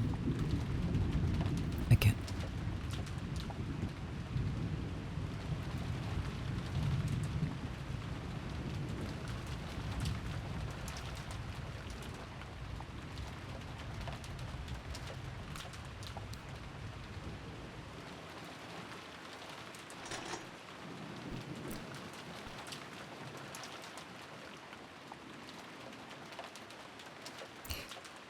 Oh boy.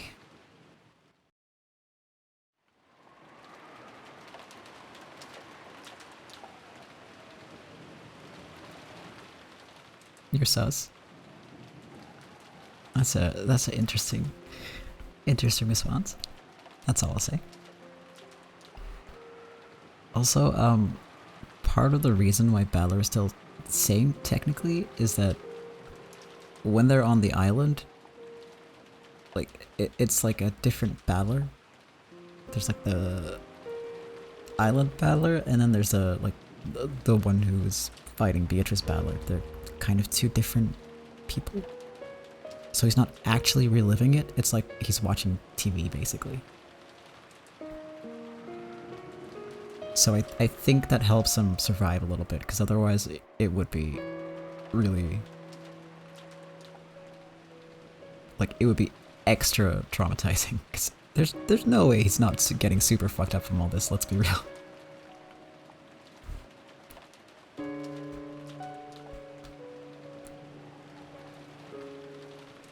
But I do think that protects him a little bit. That's my take.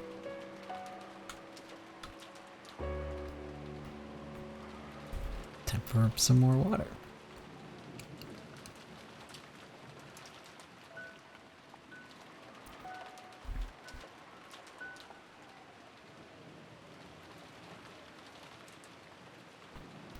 I don't know why you're mad, Battler.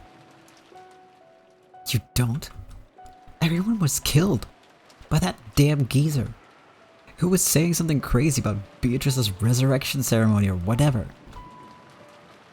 So, by now, 13 people have been offered as sacrifices, and it's already time for Beatrice to revive, right? Sure, that sounds great. I'll find Beatrice too and kill them both. We've survived the ceremony, so we'll receive an invitation to the Golden Land from Beatrice. Over there, all wishes will be granted. If having your family killed is painful, then you just have to resurrect them. That's what I plan to do. I'll revive the really nice, real Mama. The one that isn't possessed by the Black Witch. So Mama will always be with me. There won't be any more overtime or working on days off. She'll always be with me and think only of me. And she'll always fight against fearsome enemies for my sake. There's something wrong with you. Why are you saying something so incomprehensible in a situation like this? Didn't Kitty just tell you, Paddler? Didn't she tell you to believe in the witch? Fuck. This is no time to get in an argument with you over something like this. Now there are no hostages or anyone left alive. This weird, shitty ceremony game is already over. Let me do what I want now. Someone might still be alive. Or someone might be hiding. I'll search everywhere, find them, and beat the shit out of them. In a rage, Balor grabbed his hat-stand spear and flew out of the room. Maria watched him go, looking bored. Even though Beatrice will grant our wishes soon anyway. Stupid Balor. At that time, the phone rang out again. Maria stood up and grabbed the receiver. Ooh. Hello? Ooh. Ooh. Of course, the sound of the phone also reached Balor's ears as he was about to dash out of the house. With a violent forcefulness, he turned around and dashed into the cousin's room. Maria! Who was the phone call from? With a terrifying look on his face, Balor yelled at Maria, who was on the phone. You couldn't blame him. Right now, the only humans left alive on the island were himself, Maria, Goda, and Kamasawa. There was no way those two could call after being locked up in the gardening storehouse, which meant there was only one person left. It had to be Kinzo. After continuing her pleasant chat with the person on the other end of the phone for a while, Maria slowly turned to face Battler. Then, with an unsettling expression on her face, she laughed. It felt almost as though the person on the other end of the line was chatting about Battler. Maria, who was on the phone? Grandfather? Battler couldn't imagine this was the case.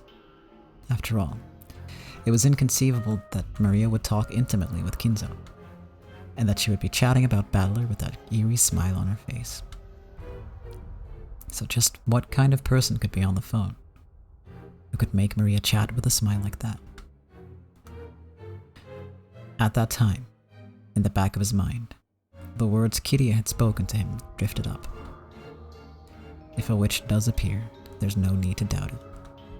Just believe that it exists. Yeah, Balor just came back. He sure is jumpy. Maria, who's on the phone? Who? Hand it over? Sure. Here, Balor. After getting the consent of the person on the other end, she held the receiver out to Battler. Here. Maria held the receiver out for him to take, as though it was perfectly normal. Battler hesitated just a little bit before taking the receiver. After all, by accepting the existence of the person at the other end, he'd have no choice but to acknowledge them. As Kiria said, there is no longer any need to doubt that they exist.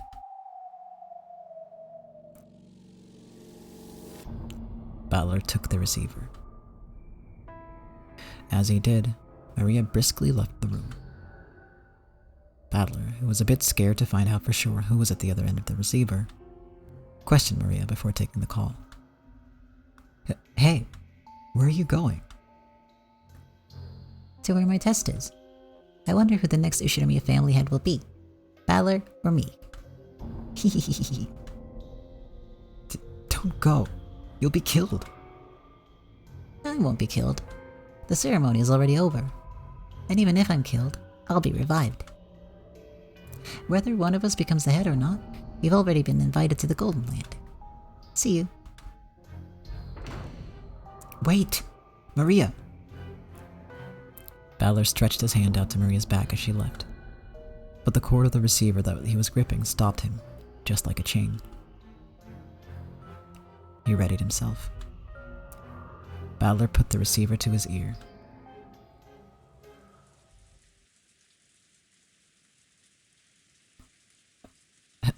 Hello? Congratulations. And I'm fine. And you? Screwed up, mocking English filled his ears. It was the voice of a woman he didn't know. Who was it? The inside of his head was starting to freeze up. Who was it? What do you mean, who is it? You shouldn't be a battler. Normally you'd answer, yes, I'm fine. Right? That takes me back. You do that when in middle school, right? That thing you do in pairs.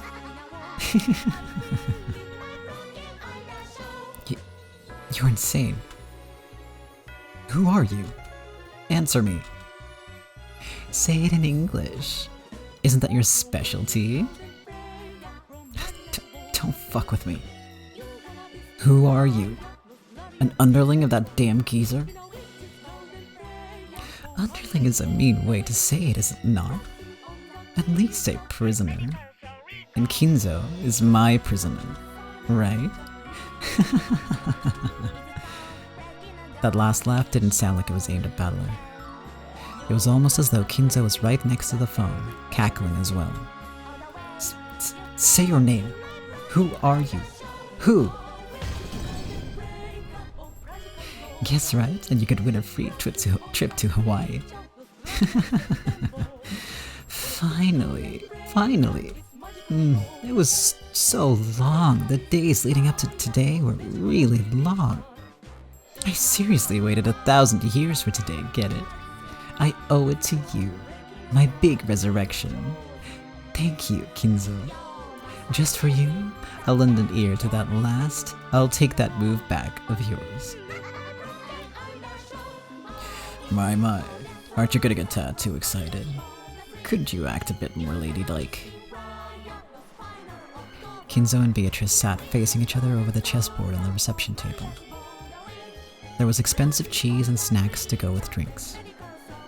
And there were several empty wine bottles lined up. As Beatrice rolled around on the sofa in an unseemly way, she happily held a wine glass in one hand, and was probably completely drunk. I'm in the best mood today, so here's a huge bonus for you. Hey, Kinzo, don't use Chateau Petrus as a decoration. It's from 1947, right? If you don't open it today, just when do you plan on opening it? Let's drown ourselves in it and play. Let's whack each other with the empty bottles. How amusing. You're too excited. And you're letting loose too much. And what about you, Kinzo? Aren't you happy to be reunited with me? It's the living world, the earthly world. Long live my flesh.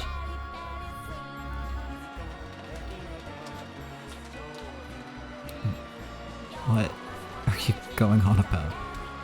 Are you saying that you're Beatrice or something? Yes, I am. Thanks to Kinzo's 13-person murder ceremony, I've finally been resurrected. It's nice having a mouth. It's nice having a tongue. How fun it is to be able to talk to you like this. Come to think of it, even though we slapped each other with abuse so many times, over and over again, this is the first time you've had a conversation like this on the board during the game, isn't it? How very fresh. Oh, did you hear that pop sound just now? He opened it. He seriously opened that Chateau Petrus. Do you know how much a single bottle costs? Almost as much as a whole 10-kilogram ingot, you see? Cut the crap. Beatrice? The Golden Witch, you say? Give it a rest. Where are you? Is that a damn geezer with you too? I'll beat the shit out of both of you. Where are you now? Answer me.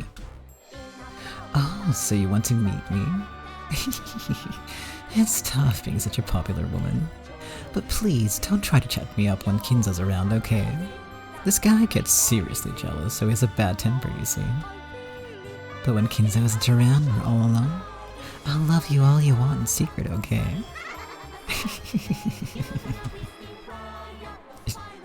You're insane.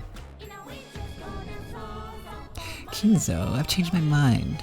I won't do Maria's test. You go. How fickle. So, are you saying you'll do Battler's test? Nothing wrong with that, right? The guy's so much like a younger version, like a younger you, that it makes my heart race. Don't worry, I won't cheat on you. This will be the only time I'll be alone with him. I'm always alone with you in bed, right? But no more tying me to the bed with a collar, okay?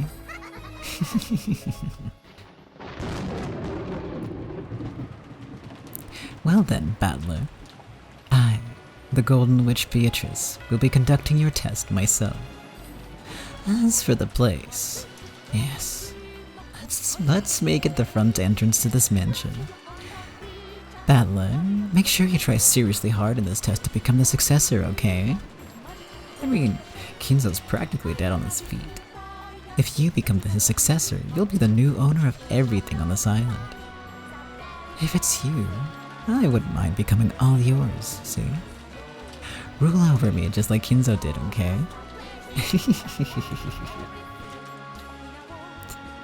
The front entrance of the mansion. Perfect. You drunk bastard. I'll sober you up. I'll fix that hangover with a burning punch. Prepare yourself. Valor impulsively slammed the receiver down. There was no need to talk through it anymore. I'll meet her face to face and settle this.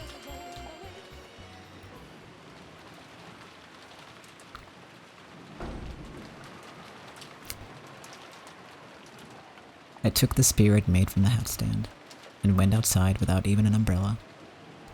It's hard to imagine that the young woman calling herself Beatrice is waiting for me alone. I should probably assume that, as Goda-san and the rest said, she'll be waiting with supporting troops. Going alone would be too reckless.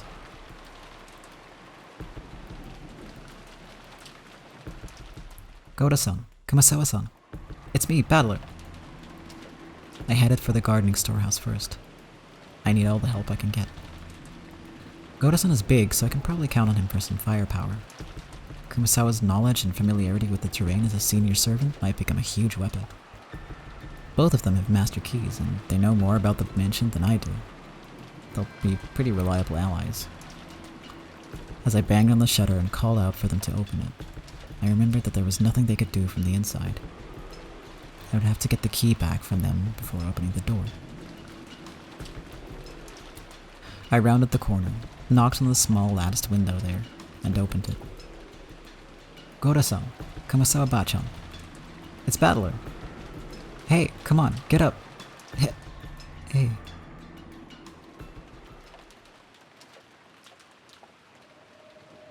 The scene in the shed, lit by a dim light bulb, was very strange. Goda-san. Kumasawa-san.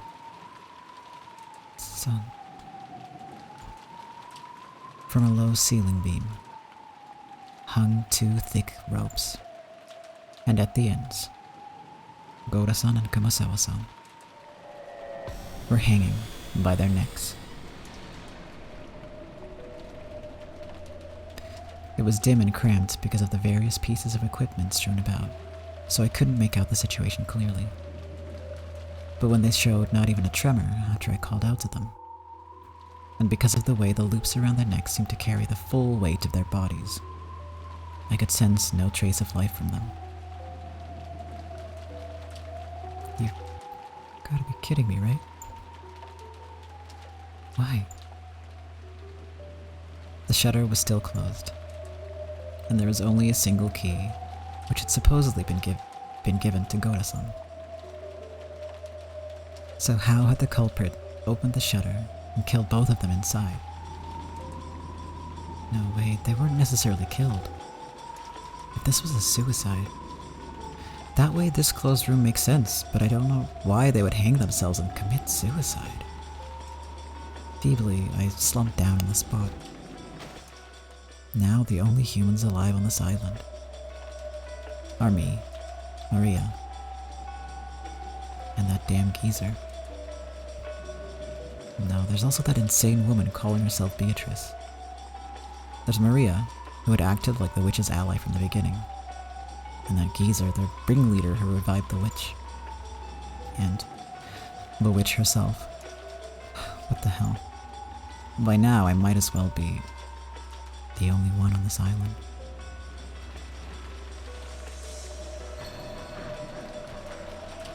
Using my pole as a cane, I feebly rose. Damn, I can't do it like this. I've got to avenge everyone. Damn it. It's useless this way. It's useless, it's all useless. Damn it. Might as well cry while I can, so that my frail emotions will be squeezed out with my tears. Then, I straightened up and gazed into the darkness in the direction of the mansion. At the entrance to the mansion, the witch is waiting, I'll go and settle this. I'll find the source of this weird, insane night and crush her with my own hands.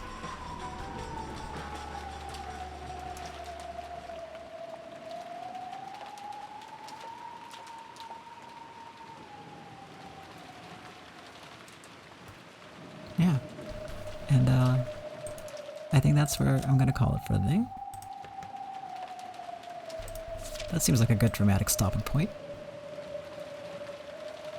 And then we have that whole everything to look forward to for next time.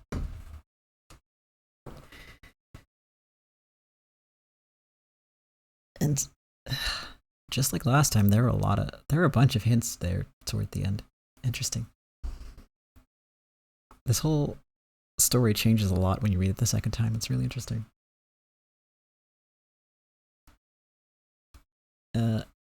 In a good way. You're just... What's up? Still madly in love with Gaap because, yeah, same. She's great. I love her a lot. To be fair, I love all the characters. You're just tongue-tied. Also fair. There might be a little bit of a delay. So I'm gonna assume that you meant that in response to being madly in love with Gaap, which, again, same.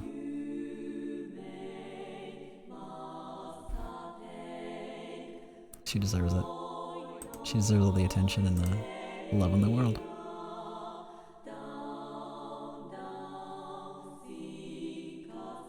Let's see. Okay.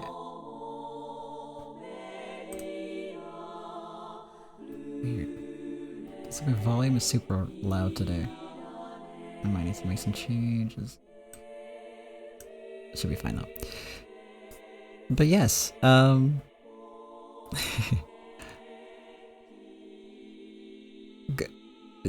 yep.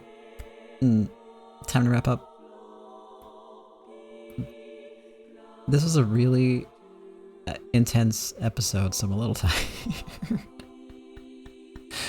You were mind blown, but now you're happy because Gaap? Yeah, actually same.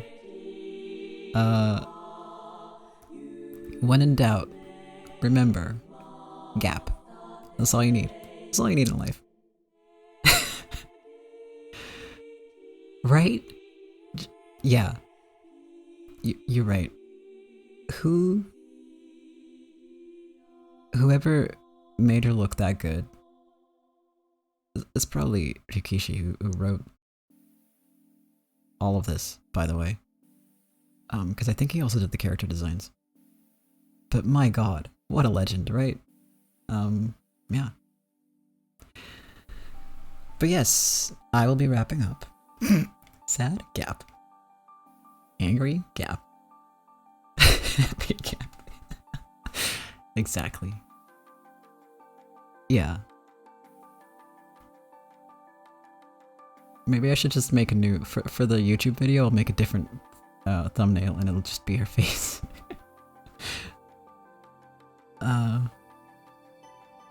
Anyway. I will be back on Monday. Most likely.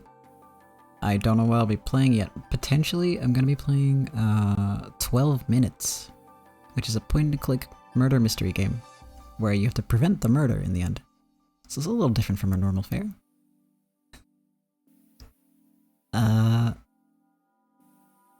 Yeah. I haven't planned it out exactly yet, so I will tweet. I will put it in the Discord once I have it figured out. I'll try to be a little better about announcing these things. Cause I've been slacking. I'll do better.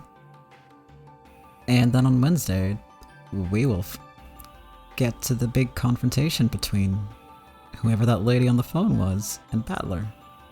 And I am looking forward to it a lot. It's gonna be good.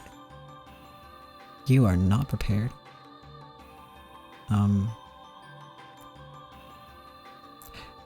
Wait, there's a murder mystery game where you are the murderer?